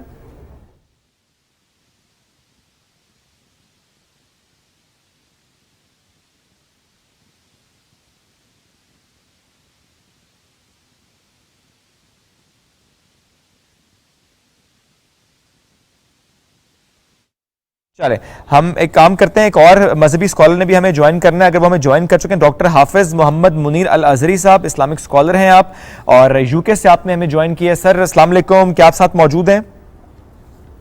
جی وعلیکم السلام ورحمۃ اللہ وبرکاتہ۔ جزاک اللہ سر، بہت شکریہ آپ کے وقت کا۔ سب سے پہلے آج کا سر پہلا موضوع ہمارا وہ اسلاموفوبیا سے ہے، جو سوال میں نے کیا میں آپ کی طرف وہ سوال لے کر آتا ہوں۔ مذاہب سے لا تعلقی کی بات جب ہم کرتے ہیں سر، اس سے متعلق ہم ویسٹ میں اس کا سفر تو دیکھ چکے، بالخصوص اسلام سے لا تعلقی یا مذاہب سے لا تعلقی کی ایک لہر ہم نے وہاں دیکھی، لیکن سر یہ کیا معاملہ ہوا اور یہ کب ہوا کہ وہ لا تعلقی کا سفر نفرت کے سفر میں تبدیل ہو گیا، کہ اسلام سے نفرت، اسلام کے پیروکاروں سے نفرت، امن کی بات کرنے والوں سے نفرت کی طرف چلا گیا؟ بسم اللہ الرحمن الرحیم، الحمد للہ رب العالمین، والصلاة والسلام علی اشرف الانبیاء وخاتم المرسلین۔ سب سے پہلے اہل پاکستان کو شب برات مبارک ہو اور دعا گو ہو اللہ رب العزت اس مبارک موقع پر ہر ایک کو اپنی رحمت سے وافر حصہ عطا فرمائے، آمین آمین الہی آمین، اور ہر ایک کو آنے والی زندگی میں بہتر سے بہتر کی طرف سفر کرنے کی توفیق عطا فرمائے۔ ہم آتے ہیں آپ کے سوال کی طرف۔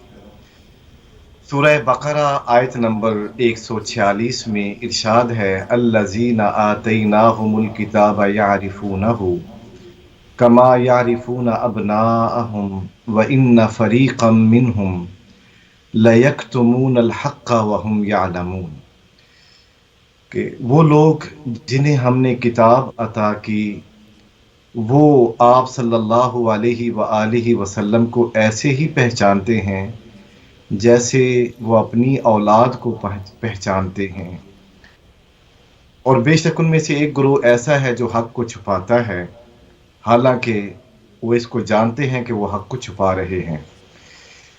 یہ آیا مکہ پاک کے اندر نازل ہوئی، اور وہاں پر جو اہل کتاب موجود تھے جن کے پاس پہلے سے آسمانی ہدایت موجود تھی، ان کی کتابوں میں آپ صلی اللہ علیہ وآلہ وسلم کا ذکر ایک پاک بھی موجود تھا۔ تو اس معاشرے میں دو قسم کے گروہ آباد تھے، قرآن نے اس کو مینشن کیا۔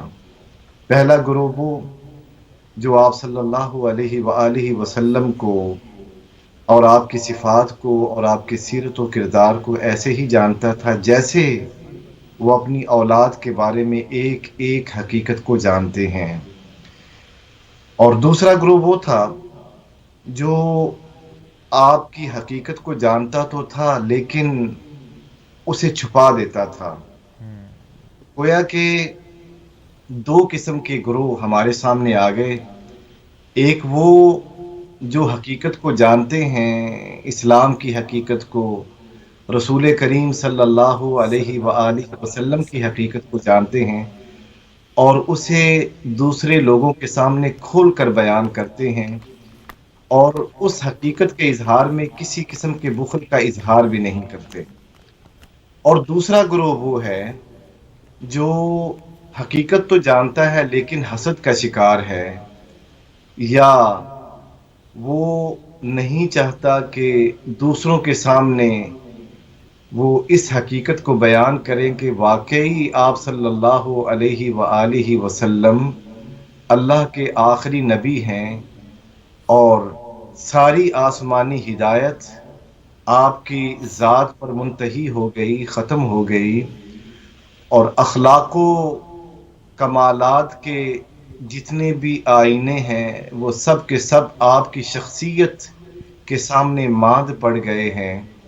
اللہ رب العزت صحیح۔ نے آپ کو جو صفات عطا کی ہیں اب وہ مکمل ہو چکی ہیں، حسن کی ساری صفات، اخلاق کی ساری صفات، کردار کے سارے پیکر آپ کے بالکل سامنے۔ ڈاکٹر حافظ منیر صاحب، جس طرح سے آپ نے ذکر کیا نا اخلاق و کمالات اور کردار کا پیکر رسول اللہ صلی اللہ علیہ وآلہ وسلم، اب شیخ مفتی توقیر صاحب بھی ہمیں جوائن کر چکے ہیں، انہیں بھی ذرا شامل گفتگو کرتے ہیں۔ السلام علیکم، جمعہ بہت بہت مبارک اور شب بارات بھی آپ کو بہت بہت مبارک توقیر صاحب۔ اس پر ذرا تھوڑی ہماری رہنمائی کیجیے گا، جب ہم لوگ بات کرتے ہیں کہ اسلام امن کا درس دیتا ہے، بد امنی، دہشت گردی اور خوف پھیلانا اسلام کے بالکل متضاد ہیں، کیونکہ اسلام نہ ہی ایسی چیزوں کی اجازت دیتا ہے اور نہ ہی ان کو پسند فرماتا ہے اور نہ ہی اس کا درس دیتا ہے، پھر کیا وجہ ہے کہ ان تمام تر چیزوں کو دین اسلام کے ساتھ منسوب کر دیا جاتا ہے؟ جی وعلیکم السلام ورحمۃ اللہ وبرکاتہ، بہت شکریہ آپ کا۔ سب سے پہلے تو آپ نے مجھے کال کے لیا۔ بسم اللہ الرحمن الرحیم، والصلاۃ والسلام علی اشرف الانبیاء والمرسلین خاتم النبیین۔ اصل میں کوئی بھی دین، اگر ہم اس کو تھوڑا سا جنرلائز کریں تو کوئی بھی دین نہ دہشت گردی کا درس دیتا ہے، نہ ہی کسی ٹیررزم کا درس دیتا ہے۔ اللہ تعالیٰ کی طرف سے جو ادیان آئے ہیں، سارے کے سارے ریلیجن، وہ سارے کے سارے انسان کو انسان بنانے آئے ہیں، اور انسانیت تو ہے ہی محبت کا نام، پیار کا نام، معاف کرنے کا نام، خیال کرنے کا نام۔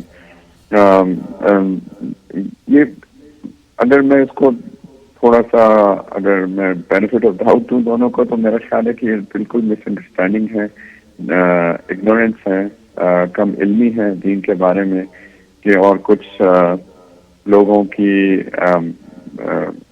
شیطانیت کو جنرلائز کر دیا گیا۔ کسی نے اگر کوئی غلط کام کیا تو اس کو جنرلائز کر کے اس کے اوپر اسلام کا نام لگا دیا گیا، تو یہ کم علمی کی وجہ سے ہے۔ اور میرا ذاتی خیال ہے کہ جہاں کچھ لوگوں نے آف کورس سب سے پہلے تو بہت ہی آپ نے بالکل صحیح بات کی کہ مبارکباد کے مستحق ہیں وہ سارے لوگ جنہوں نے اس کے اوپر اہم کردار ادا کیا ہے، اور لوگوں کو جو کہ اسلاموفوبیا پھیل رہا ہے دنیا میں اور پھیل رہا تھا پچھلے بہت سالوں کے اندر، اس کی آواز کو بلند کیا ہے اور اس کو ہائی لائٹ کیا ہے یونائٹڈ نیشنز کے اندر، اور الحمدللہ یونائٹڈ نیشنز نے بھی اس کو ریکگنائز کیا ہے کہ بہت بڑا ایشو ہے۔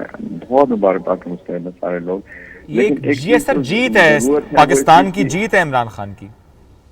جی بالکل، ایبسلیوٹلی، میں اس کو اپریشیٹ کرنا چاہیے، اس میں کوئی شک نہیں ہے۔ یہ پاکستان کی بھی جیت ہے، اور اللہ تعالیٰ کا کرم ہے بہت بڑا کہ ہمارے ملک سے اس چیز کو یہ آگے لایا گیا ہے۔ اللہ تعالیٰ نے یہ توفیق ہمارے ملک کو دی ہے، ہمارے پرائم منسٹر صاحب کو دی ہے، اور باقی سارے لوگ جو اس کے اندر انوالو ہیں، نو ڈاؤٹ اباؤٹ دیٹ۔ لیکن میں یہ کہنا چاہ رہا تھا کہ کچھ لوگوں کے غلط کاموں نے اس تو اس کو جنرلائز کر دینا یہ صرف لا علمی کی وجہ سے ہے، اگنورنس کی وجہ سے. اور جو چیز ہم کو کرنے کی ضرورت ہے وہ یہ ہے کہ ہم لوگ ایجوکیٹ کریں لوگوں کو اسلام کے بارے میں لوگوں کو ایجوکیٹ کریں. ایک تو لوگوں کو بتایا جائے، جنرل لیول پہ بتایا جائے. یونائٹڈ نیشن جس کو دن بنانا چاہ رہی ہے تو آئی تھنک اس دن کو ہم اسلام کے بارے میں ایجوکیشن کا دن بھی بنائیں. اور اس کے لیے میں ذاتی طور پہ بہت کنوینسڈ ہوں اس چیز کے لیے کہ ہم لوگ سب سے پہلے تو خود ایجوکیٹ ہوں ایز اے نیشن، کیونکہ انفارچونیٹلی ہم ایز پاکستانی جو وہ پاکستان جو اسلام کے نام پہ بنایا گیا تھا، ہم لوگ ایز این عوام خود بھی ایجوکیٹڈ نہیں ہے اس کے بارے میں. وہ محبت، وہ پیار، وہ درگزر، وہ اخلاق، وہ کیریکٹر جو اللہ کے رسول صلی اللہ علیہ وسلم کا تھا، اس کو ہم لوگ خود بھی سیکھیں، ہم اپنے اندر زندگی کے اندر لے کے آئیں اور ایک پریکٹیکل رول ماڈل بن کے دکھائیں ہم as a Muslim nation, as a Muslim امہ، تاکہ لوگوں کو پتہ چلے کہ یہ دین ہے. اور وہ لوگ جو کہ کچھ لوگ چند مٹھی بھر لوگ جو کہ کوئی غلط کام کر رہے ہیں، وہ اسلام وہ جو دین اسلام نہیں ہے، وہ پتہ نہیں وہ ان کا اپنی انڈرسٹینڈنگ یا اسلام کے نام پہ انہوں نے ہمارے دین کو آوت سے ہائیجیک کیا ہے، لیکن وہ دین نہیں ہے، اصل دین یہ ہے. بالکل ٹھیک ہے. یہ جو امیج کی بھی بات آپ نے کی، اس طرح بڑی اہم ہے بات. میں چاہوں گا کہ منیر الازہری صاحب جو ساتھ موجود ہیں ان سے بھی اس پر کامنٹ لوں، اور ساتھ ہی چونکہ گفتگو آپ سن رہے ہیں سر، تھوڑا سا یہ بھی گائیڈ کیجیے گا. جب ہم بات اسلام کی کرتے ہیں، اس ریلیجن کی کرتے ہیں، تو اس کو جنرلی عرب سینٹرک یا ایشیا سینٹرک سمجھا جاتا ہے، اور جو چیلنجز اسلام کو پھر بالخصوص یورپ میں درپیش ہیں، کیا اس معاملے کو ہم یوں سمجھ سکتے ہیں کہ یہ ایک زینوفوبیا کی قسم ہے؟ گزارش یہ ہے کہ 3 پہلو ہمارے سامنے ہیں یہاں مغرب میں. پہلا پہلو جو ہے یہ اکیڈمک پہلو ہے کہ ہم علمی درسگاہوں میں، یونیورسٹیز میں، اکیڈمیا کے اندر اسلام کی جو تعلیمات ہیں اور اسلام کا جو اصل پیغام ہے اس کو کس انداز میں پہنچائیں. تو ہمارے جو ڈاکٹرز کام کرتے ہیں اس فیلڈ میں، یہ ان کی ذمہ داری ہے کہ اسلام کی تعلیمات کو اور اسلام کے پیغام کو اکیڈمک انداز میں پہنچا سکیں. دوسرا پہلو یہ تہذیبی اور ثقافتی پہلو ہے. ویسٹ کے اندر جو مسلمان یہاں آباد ہیں، برطانیہ میں، یورپ میں یا امریکہ کینیڈا کے اندر، تو جب ہم یہاں آ کے بستے ہیں تو ہم اپنی تہذیب اور ثقافت کو ساتھ لے کے آتے ہیں. جب تہذیب اور ثقافت مختلف ہوتی ہے تو ہم یہ سمجھتے ہیں کہ شاید تہذیب اور ثقافت اور ہماری عادات اور رویے یہ بھی اسلام کا حصہ ہیں. تو ہمارے جو رویے ہوتے ہیں وہ اسلام کا حصہ نہیں ہوتے، وہ ایک طبعی افعال ہیں اور یہ ہماری طبیعت کا حصہ ہوا کرتے ہیں. اور وہ کسی بھی جگہ آپ چلے جائیں تو اس معاشرے میں مختلف رویے آپ کو ملیں گے. ان رویوں کو اور اس سوچ کو اور ان رجحانات کو مذہب کے ساتھ جوڑنا یہ قرین مصلحت نہیں ہوا کرتا، اور نہ ہی اسے عقل مندی کا نام دیا جا سکتا ہے. اور تیسرا پہلو یہ ہے کہ جب ہم ایک دوسرے کے ساتھ ملتے ہیں تو وہ معاشرتی پہلو ہوا کرتے ہیں کہ ہماری ڈیلنگ جب ایک دوسرے کے ساتھ ہوتی ہے تو اس وقت کچھ غلط فہمیاں جنم لیتی ہیں. تو وہ غلط فہمیاں ہم ان کو مذہب کے ساتھ جوڑنا شروع کر دیتے ہیں. سر قطع کلامی کی معذرت، لیکن جو آپ نے جملہ ادا کیا نا کہ جب ملتے جلتے ہیں تو کچھ غلط فہمیاں پیدا ہوتی ہیں، میری تو اس میں سر ناقص رائے یہ ہے کہ ملنے جلنے سے بات کرنے سے تو یہ غلط فہمیاں اور گلے شکوے دور ہوتے ہیں. جی، آپ نے بہت عمدہ بات کی اور اہم بات کی طرف توجہ دلائی. یہ اس وقت ہوتا ہے کہ جب ملنا جلنا بڑی سنجیدگی کے ساتھ ہو اور ہم مل کر بیٹھیں اور اس سوچ کے ساتھ بیٹھیں کہ ہم نے ایک دوسرے کی غلط فہمیوں کو زائل کرنا ہے، پازیٹیو اپروچ ہو. ہاں، پازیٹیو اپروچ ہو، کیونکہ جب ہم ملاقات کرتے ہیں تو ایک نیگیٹو اپروچ ہوتی ہے اور ایک پازیٹیو اپروچ ہوتی ہے. اس لیے آپ دیکھیں گے کہ جو اورینٹلسٹ ہیں مستشرقین، ان میں بھی 2 قسم کے گروپ ہمیں ملتے ہیں. ایک وہ گروہ ہے جو برملا اظہار کرتا ہے کہ اسلام ایک سچا دین ہے اور اس کے ماننے والے انتہائی خوبصورت لوگ ہیں، امن پسند لوگ ہیں، محبتوں کو پھیلانے والے لوگ ہیں. لیکن دوسرا گروہ اس کے ساتھ ہمیں وہ بھی نظر آتا ہے کہ جو ہر جگہ یہ اتہام بازی کرتا ہے اور وہ کوشش کرتا ہے کہ جہاں کہیں انہیں موقع ملے تو وہ بری عادات کو اور وہ رویے جن کا اسلام کے ساتھ کسی قسم کا کوئی تعلق نہیں ہے ان کو مذہب کے ساتھ جوڑنے کی کوشش کرتے ہیں. تو ہمیں یہ کرنا ہے کہ جب ہم کہیں بھی بیٹھیں کہیں بھی ملیں تو شعوری طور پر ہمارا یہ مقصد ہونا چاہیے کہ مذہب کے معاملے میں جو ان کی غلط فہمیاں ہیں ہم ان کو زائل کریں. تو یہ دو پہلو ہوئے. ایک تو یہ ہے کہ مغرب خود بھی کوشش کرے اسلام کو سمجھنے کی مذہب کو سمجھنے کی, اور دوسرا پہلو یہ ہے کہ یہ اہل اسلام کا بھی حق بنتا ہے جیسا کہ اہل پاکستان نے مل کر کوشش کی اور UN تک اس عملی پیغام کو پہنچایا ایک سچے مسلمان کی حیثیت. یہ ہوا سر کہ ہم نے اپنا کچھ کام تو کیا, اپنے حصے کا ایک کام تو کیا, کیونکہ آپ نے کہا نا کہ ہم نے بھی کرنا ہے, کرنا انہوں نے بھی ہے. ہم نے تو سر کر لیا, اسلاموفوبیا پر اتنی بات کر لی کہ اب اس کا عالمی دن منایا جائے گا, لیکن اب کام تو پھر ویسٹ کو کرنا ہے. بالکل ایسے ہی کرنا ہے. اور اس میں توقیر صاحب آپ کی بھی رائے لینا میں اس لحاظ سے چاہوں گی کہ جب مفتی صاحب بھی فرما رہے تھے نا کہ اہل اسلام نے بھی اپنا حصہ اس میں ڈالنا ہے. پاکستان نے, وزیر اعظم پاکستان نے اسلاموفوبیا کے حوالے سے نہ صرف بات کی بلکہ کھل کر ہم نے دیکھا کہ علم بردار بھی بنے وہ مسلم امہ کے. لیکن اب جب ہم دیکھیں گے کہ باقی جو مڈل ایسٹ ہے یا ڈیفرنٹ مسلم ممالک ہیں ان کا بالخصوص ان کا کردار کیا ہونا چاہیے, کیونکہ اس مسئلے کی تو نشاندہی ہوگی کہ اسلاموفوبیا ایک بہت بڑا مسئلہ ہے, کیونکہ یہ سیاسی شخصیات ہو, تہذیب و تمدن ہو, مذہبی شخصیات ہو, ان کو مسخ کرتا چلا جا رہا ہے. جی, ہمیں باقی ملکوں کی کنٹریبیوشن کو بالکل ایبسولوٹلی اگنور تو نہیں کرنا چاہیے. آئی تھنک کہ OIC کے پلیٹ فارم سے پیش ہوا ہے تو OIC تو ساری اسلامک کنٹریز کے مجموعے کا نام ہے. آف کورس پاکستان نے اس کو لیڈ کیا ہے, نو ڈاؤٹ اباؤٹ دیٹ, لیکن ڈیفینیٹلی باقی اسلامی ملکوں کا بھی بہت بڑا کردار اس کے اندر ہے جس کو ہم اس کو نظر انداز نہیں کر سکتے ہیں. لیکن میں پھر بھی اس چیز کا بہت اسٹرانگلی قائل ہوں کہ یہ صرف حکومتوں کا کام نہیں ہے, یہ حکومتوں کا کام ہے ڈیفینیٹلی, لیکن میری اور آپ کی بہت بڑی رسپانسبلٹی بنتی ہے اس اسلاموفوبیا کے کانسیپٹ کو کلیئر کرنے کے لیے دنیا میں. ڈیفینیٹلی UN نے ایک دن کو ریکگنائز کیا ہے, اس کو عالمی دن کے طور کے اوپر, اور ویری رائٹلی سو ایک بہت اہم دن اس کو چنا ہے 15 مارچ کا, جو کہ ایک بہت انفارچونیٹ انسیڈنٹ ہوا تھا نیوزی لینڈ کے اندر, شوٹنگ ہوئی تھی مسجد کے اندر, just based on pure hatred کی بنا کے اوپر, نفرت کی بنا کے اوپر, بہت بدقسمتی سے.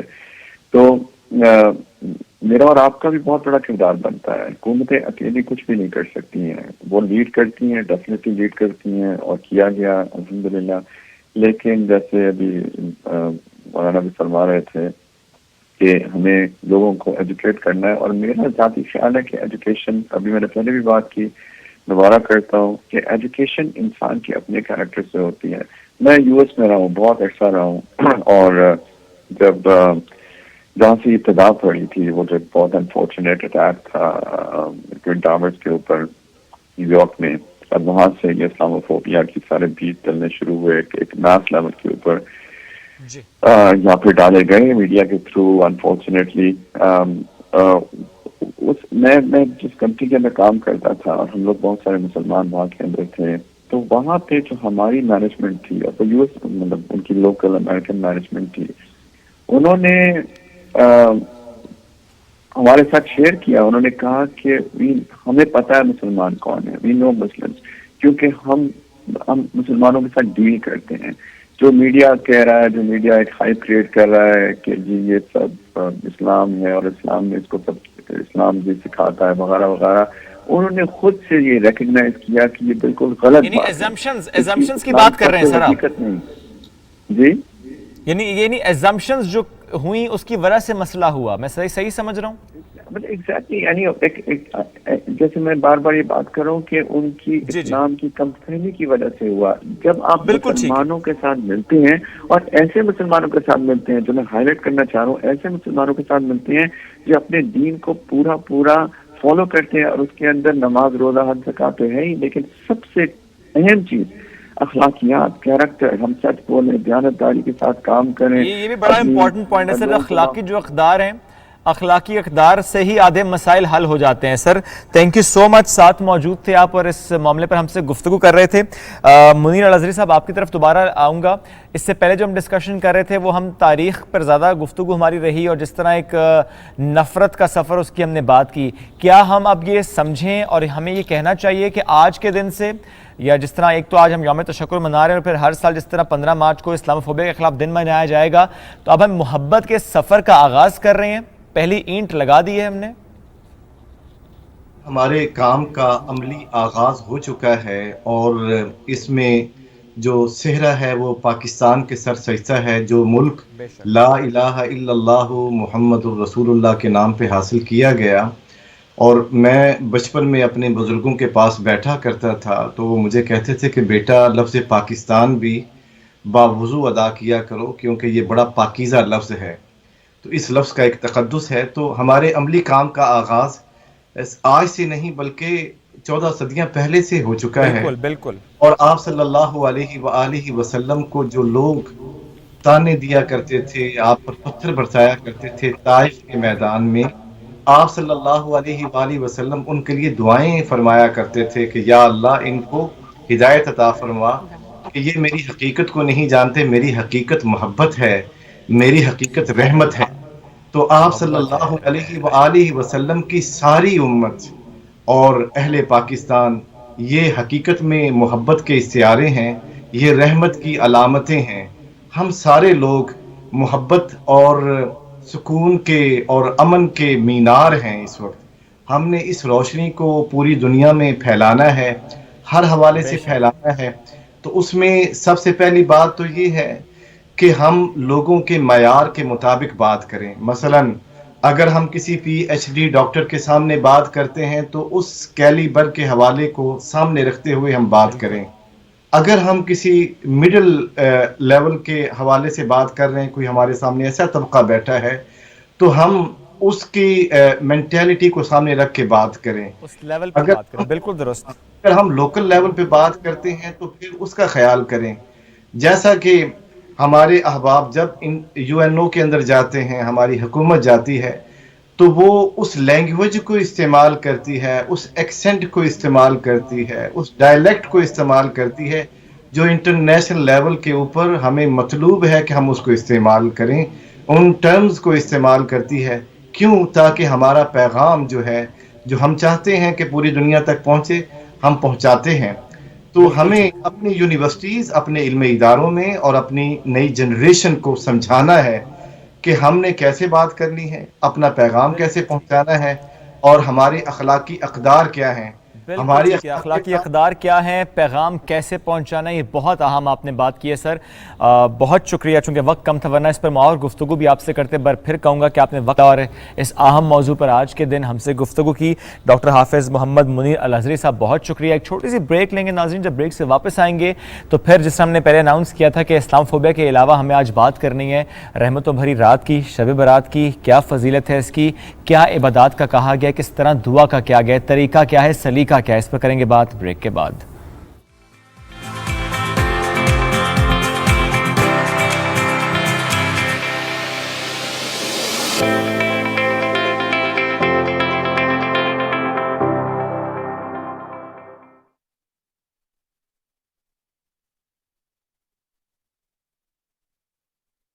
کیا آپ کو پتا ہے پچھلے 20 سالوں میں اسٹاک مارکیٹ انویسٹمنٹ کا ریٹرن 18% سالانہ رہا ہے، یعنی کہ باقی آپشنز جیسے کہ بینک، گولڈ، ریئل اسٹیٹ اور ڈالر سے کافی بہتر. اب آپ KSB کی K-Trade ایپ سے گھر بیٹھے ڈائریکٹ انویسٹمنٹ کر سکتے ہیں. اکاؤنٹ اوپن کرنے کے لیے www.ksb.com پر جائیں اور اوپن اکاؤنٹ پہ کلک کریں. آن لائن فارم میں ڈیٹیلز جیسے کہ نام، ایڈریس، ای میل اور KYC ڈاکیومنٹس جیسے کہ NIC کی کاپی، پروف آف فنڈز اور بینک سٹیٹمنٹ اپلوڈ کریں. اب بس K-Trade اکاؤنٹ میں پیسے ٹرانسفر کریں اور اسٹاک مارکیٹ میں پاکستان کی بیسٹ کمپنیز میں بآسانی انویسٹ کریں. K-Trade، اب انویسٹمنٹ کرے ہر کوئی.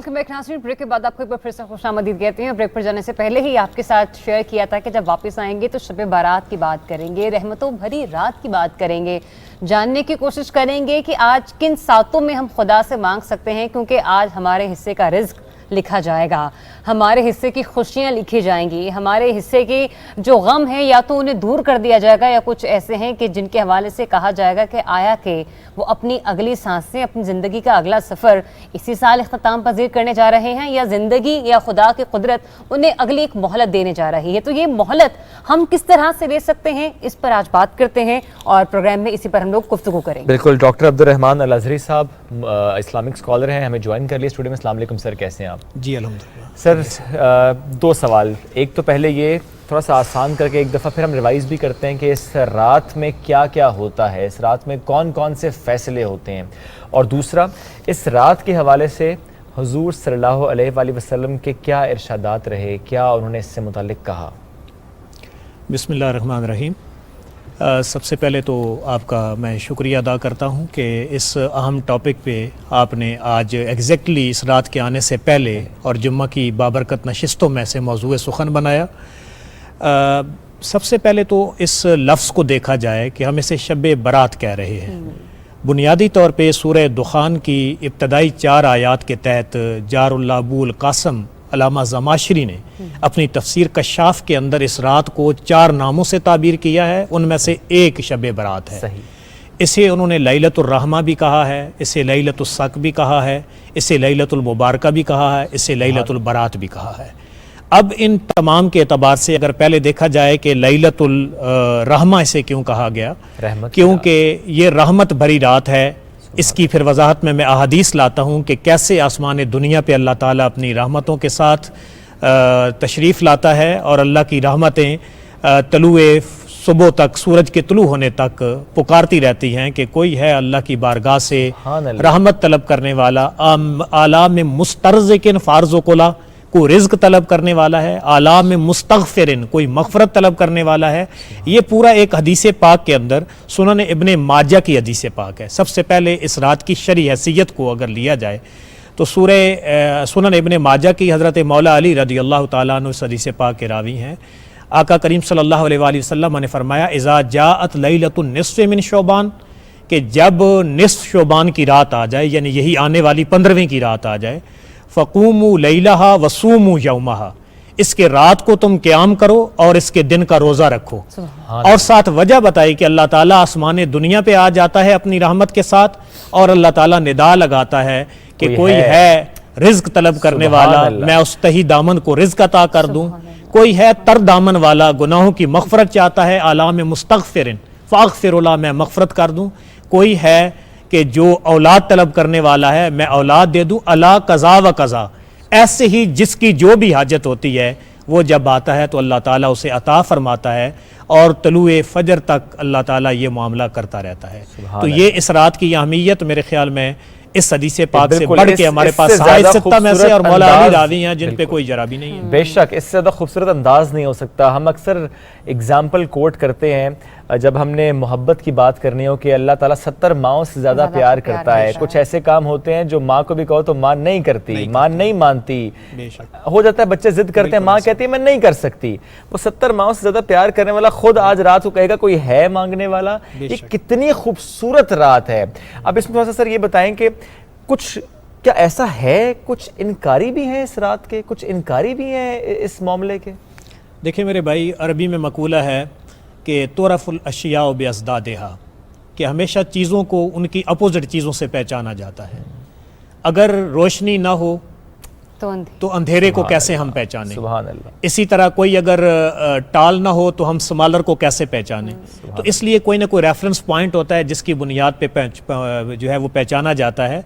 तो इसलिए इनकार तो शुरू से मौजूद रहा है। हज़रत इकबाल ने भी कहा है ना, सतेज़ा कार रहा है अज़ल से ता इमरोज़, चराग़े मुस्तफ़वी से शरारे बूलहबी।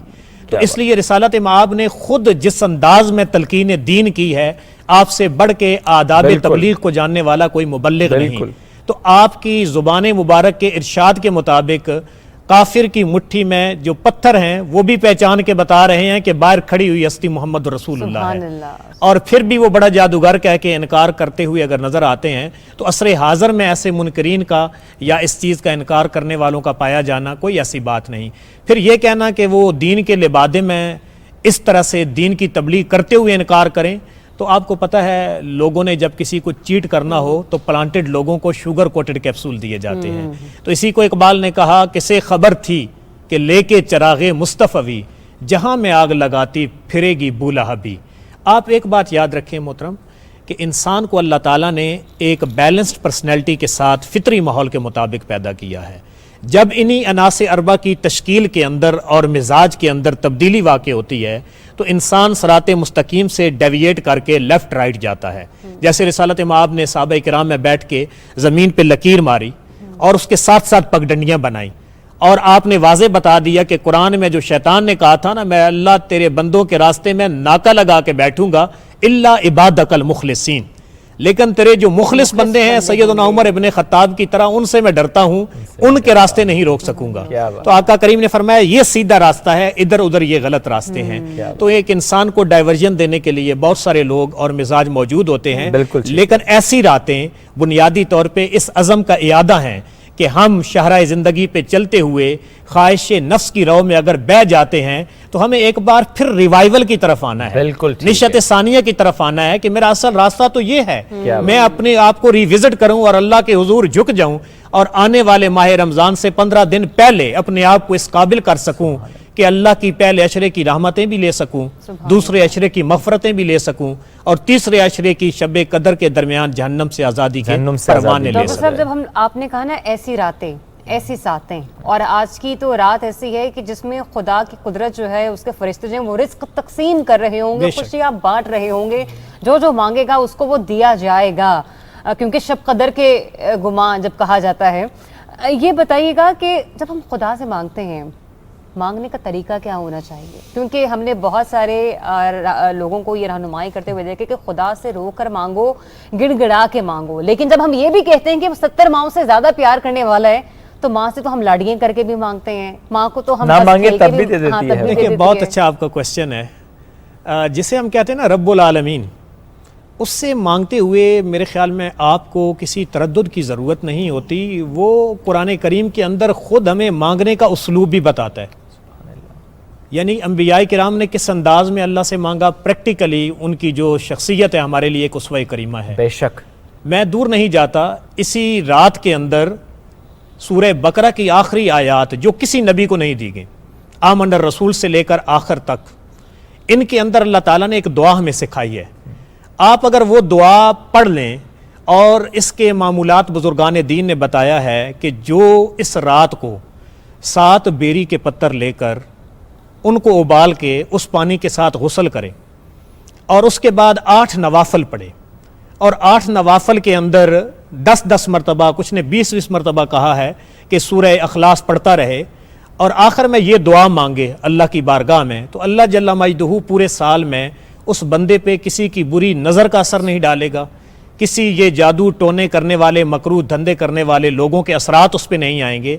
यानी 1 साल की वो अल्लाह की बारगाह से इस रात के तसद्दुक इंश्योरेंस ले लेगा। वो दुआ क्या है? और वो दुआ है रब्बना ला तुआखिज़ना इन नसीना औ अख्ताना, कि ए रब हमारा मुआखज़ा न कर अगर हम भूल जाएं या ख़ता भी कर दें। निसियान में इरादा है, ख़ता में इरादा नहीं।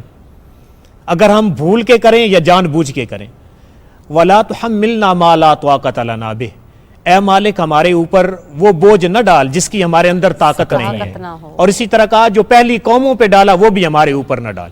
फिर आगे 3 बड़े प्यारे लफ्ज़ आ रहे हैं, वाफ़ु अन्ना वग़फ़िर लना वरहमना, ए मालिक हमारे गुनाह माफ़ फरमा दे, वग़फ़िर लना हमारे तही दामन जो है उनको साफ कर दे, और वरहमना हमारे ऊपर रहम फरमा दे। और उसके बाद आगे चल के हम मज़ीद इस दुआ को देखते हैं, अंत मौलाना, ए तू जो हमारा मालिक है, फंसुरना अलल कौमिल काफिरीन। मौजूदा जो सिनेरियो है जहाँ पे मुसलमानों पे उनकी कमज़ोरी और कमज़ोर प्लानिंग की वजह से जुल्म व सितम और तशद्दुद हो रहा है, تو ان کی پاور اور طاقت کے لیے کہا گیا کہ اے مالک کافر قوم کے مقابلے میں ہماری نصرت فرما. یہاں میں ایک چیز ایڈ کرنا چاہوں گا, اس شب برات کے حوالے سے بھی آپ کا ٹاپک بھی پہلے اسلامو فوبیا چلا کہ جنرل اسمبلی کا یونائٹڈ نیشن میں 76 سیشن ہوا اور اس کے 16 نمبر آئٹم کے اندر the international day to combat Islamic phobia, ایک بہت بڑا سیرا امت مسلمہ کے اندر جو ہمارے آباء و اجداد نے قربانی دے کے وطن عزیز پاکستان کو حاصل کیا تھا, اور رسول کریم کی 30 جو احادیث طیبات جو غزوہ ہند پہ ہیں, جن کا انطباق الحمدللہ افواج پاکستان اور پاکستان کی آئیڈیالوجی ہے, ان تمام لوگوں کو اللہ تعالیٰ نے یہ توفیق دی کہ پرائم منسٹر آف پاکستان نے یونائٹڈ نیشن میں OIC کے بیہاف پہ اسلامو فوبیا کے حوالے سے جو ایک قرارداد پیش کی تھی, اس کو 15 مارچ کے دن کے ساتھ منسلک کر کے ایک بہت بڑی کامیابی سے ہمیں نوازا ہے. میں اگر اس کا ذکر نہ کروں تو یہ تحدیث نعمت نہیں ہوگا. زندہ قومیں اپنے محسنین کو بھی یاد رکھتی ہیں اور اپنے ایسے دنوں کو بھی سیلیبریٹ کرتی ہیں. تو بلا شبہ یہ ونصرنا علی القوم الکافرین, ہمیں انکار کرنے والی قوموں کے اوپر اے مالک برتری عطا فرما. اور میں ایک اور ایڈ کروں گا کہ یہ قرآن کریم کی ان 2 آیات کی عملی تعبیر ہے جو the international day to combat Islamophobia 15 March کو قرار دیا کہ یہ کافر لوگ کیا چاہتے ہیں, یریدون لیطفئوا نور اللہ بافواہہم, یہ اپنی پھونکوں سے اس نور کو بجھانا چاہتے ہیں. واللہ متم نورہ, اللہ اس اپنے نور کو پورا کرنا چاہتا ہے. یہ بجھانے پہ چلے ہیں, اللہ اس کو تکمیل کی طرف. آگے 2 قسم کی آیات میں 2 قسم کے الفاظ ہیں, وَلَوْ كَرِهَ الْمُشْرِكُونَ وَلَوْ كَرِهَ الْكَافِرُونَ, چاہے کافر اور مشرک ناپسند بھی کریں, اللہ تعالیٰ اس کو درجہ اتمام تک پہنچائے گا. نور خدا ہے کفر کی حرکتوں پہ خندہ زن, پھونکوں سے یہ چراغ بجھایا نہ جائے گا. سبحان اللہ. بس ایک منٹ ہے میرے پاس, اگر سر تھوڑا سا اس پہ رہنمائی کر دیں تو. چھوٹے چھوٹے سے سوال, کس کی مغفرت نہیں ہوگی آج کی رات, اور دوسرا کیا قبرستان میں جانا آج کی رات سنت ہے؟ دیکھیں اس کے اوپر دونوں چیزیں جو آپ نے کوسچن کیے ہیں, میرے خیال میں آپ کے پیراڈائم میں بھی حدیث پاک ہے, آپ نے مجھے فیسیلیٹیٹ کر دیا کہ سنن ترمذی کی حدیث پاک ہے. حضرت سیدہ عائشہ صدیقہ فرماتی ہیں کہ آقا کریم صلی اللہ علیہ وآلہ وسلم عدل کے کاربند تھے. آپ نے اپنی ازدواج کے درمیان جیسے باقی چیزوں میں عدل کرتے تھے, آپ رات کے معاملات میں بھی عدل کرتے تھے. آپ سیدہ عائشہ کے گھر تھے, تو سیدہ عائشہ صدیقہ رضی اللہ تعالیٰ عنہ کہتی ہیں میں نے دیکھا تو رسول کریم وہاں موجود نہیں تھے, میں ڈھونڈتے ڈھونڈتے پہنچی تو آپ جنت البقیع میں تھے. تو جنت البقیع میں آپ دعائیں فرما رہے تھے, تو آپ نے فرمایا اے عائشہ تو نے یہ سمجھا کہ میں تمہارے معاملے میں ظلم کروں گا؟ انہوں نے کہا جی میں نے سمجھا کہ آپ اپنی تباہ کے تحت کسی اور زوجہ محترمہ کے پاس چلے گئے ہیں. آپ نے پھر وہاں پہ ارشاد فرمایا کہ یہ وہ رات ہے کہ جس میں بنی کلب کی بکریوں کے بالوں کے برابر اللہ تعالیٰ گناہوں کو معاف فرماتا ہے, اور وہ عرب میں سب سے زیادہ بکریاں رکھنے والا قبیلہ تھا. 2 بڑے پہاڑوں کے درمیان ساری جگہ کو ان کا ریوڑ گھیر لیتا تھا. اور دوسری بات کہ کن کو معاف نہیں کیا جائے گا, کینہ پرور کو معاف نہیں کیا جائے گا.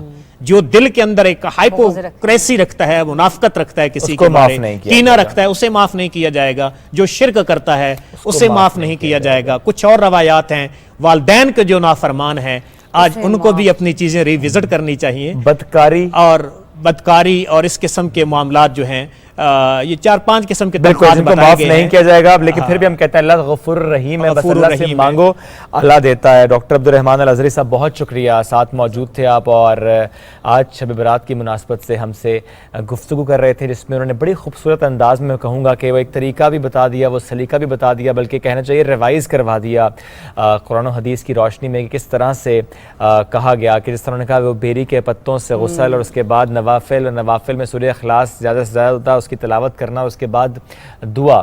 تو ایک خوبصورت انداز ان کا, جس پہ ہم کہیں گے کہ ہمارے لیے سیکھنے کا یہ لمحات تھے, جو کہ ہماری کوشش تھی کہ ہم سیکھ سکیں. میں یہ بولوں گی کہ آج کے دن ایسا ہوتا ہے کہ بعض اوقات لوگ بڑے مصروف ہوتے ہیں. آپ اگر نفلی عبادات نہیں بھی کر سکتے, فرض نماز عشاء ضرور پڑھیں, اور خدا کو ہماری عبادتوں کی ضرورت نہیں ہے. کوشش کریں کہ مانگ لیں, وہ بہت دینے والا ہے, وہ بہت غفور الرحیم ہے, تو اس کی رحمت کے مطابق مانگے, اس کی بڑائی کے مطابق مانگے, اپنی اوقات کے مطابق. بالکل, آپ سے ہم کہیں گے اللہ حافظ, لیکن پروگرام کے آخر میں ہم اس کو کلوز جب کریں گے تو لیکن آخر جانے سے پہلے یہ بھی گزارش ہوگی کہ ہمارے لیے بھی آپ نے دعا کرنی ہے. بالکل حضور کی شان میں نعت ہدیہ کرنے کے لیے سید ذیشان بخاری صاحب کی طرف بڑھتے ہیں. کچھ نہیں مانگتا شاہوں سے یہ شیدا تیرا کچھ نہیں مانگتا شاہوں سے یہ شیدا تیرا اس کی دولت ہے فقط نقش کف پا تیرا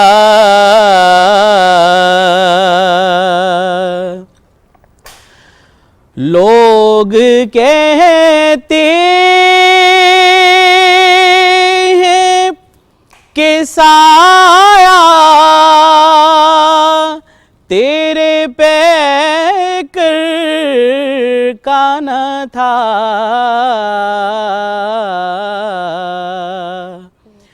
لوگ کہتے ہیں کہ سایہ تیرے پیکر کا نہ تھا میں تو کہتا ہوں جہاں بھر پہ ہے سایہ تیرا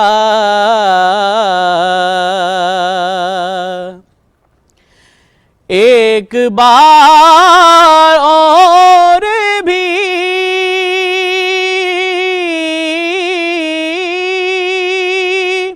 طیبہ سے فلسطین میں آ راستہ دیکھتی ہے مسجد اقصیٰ تیرا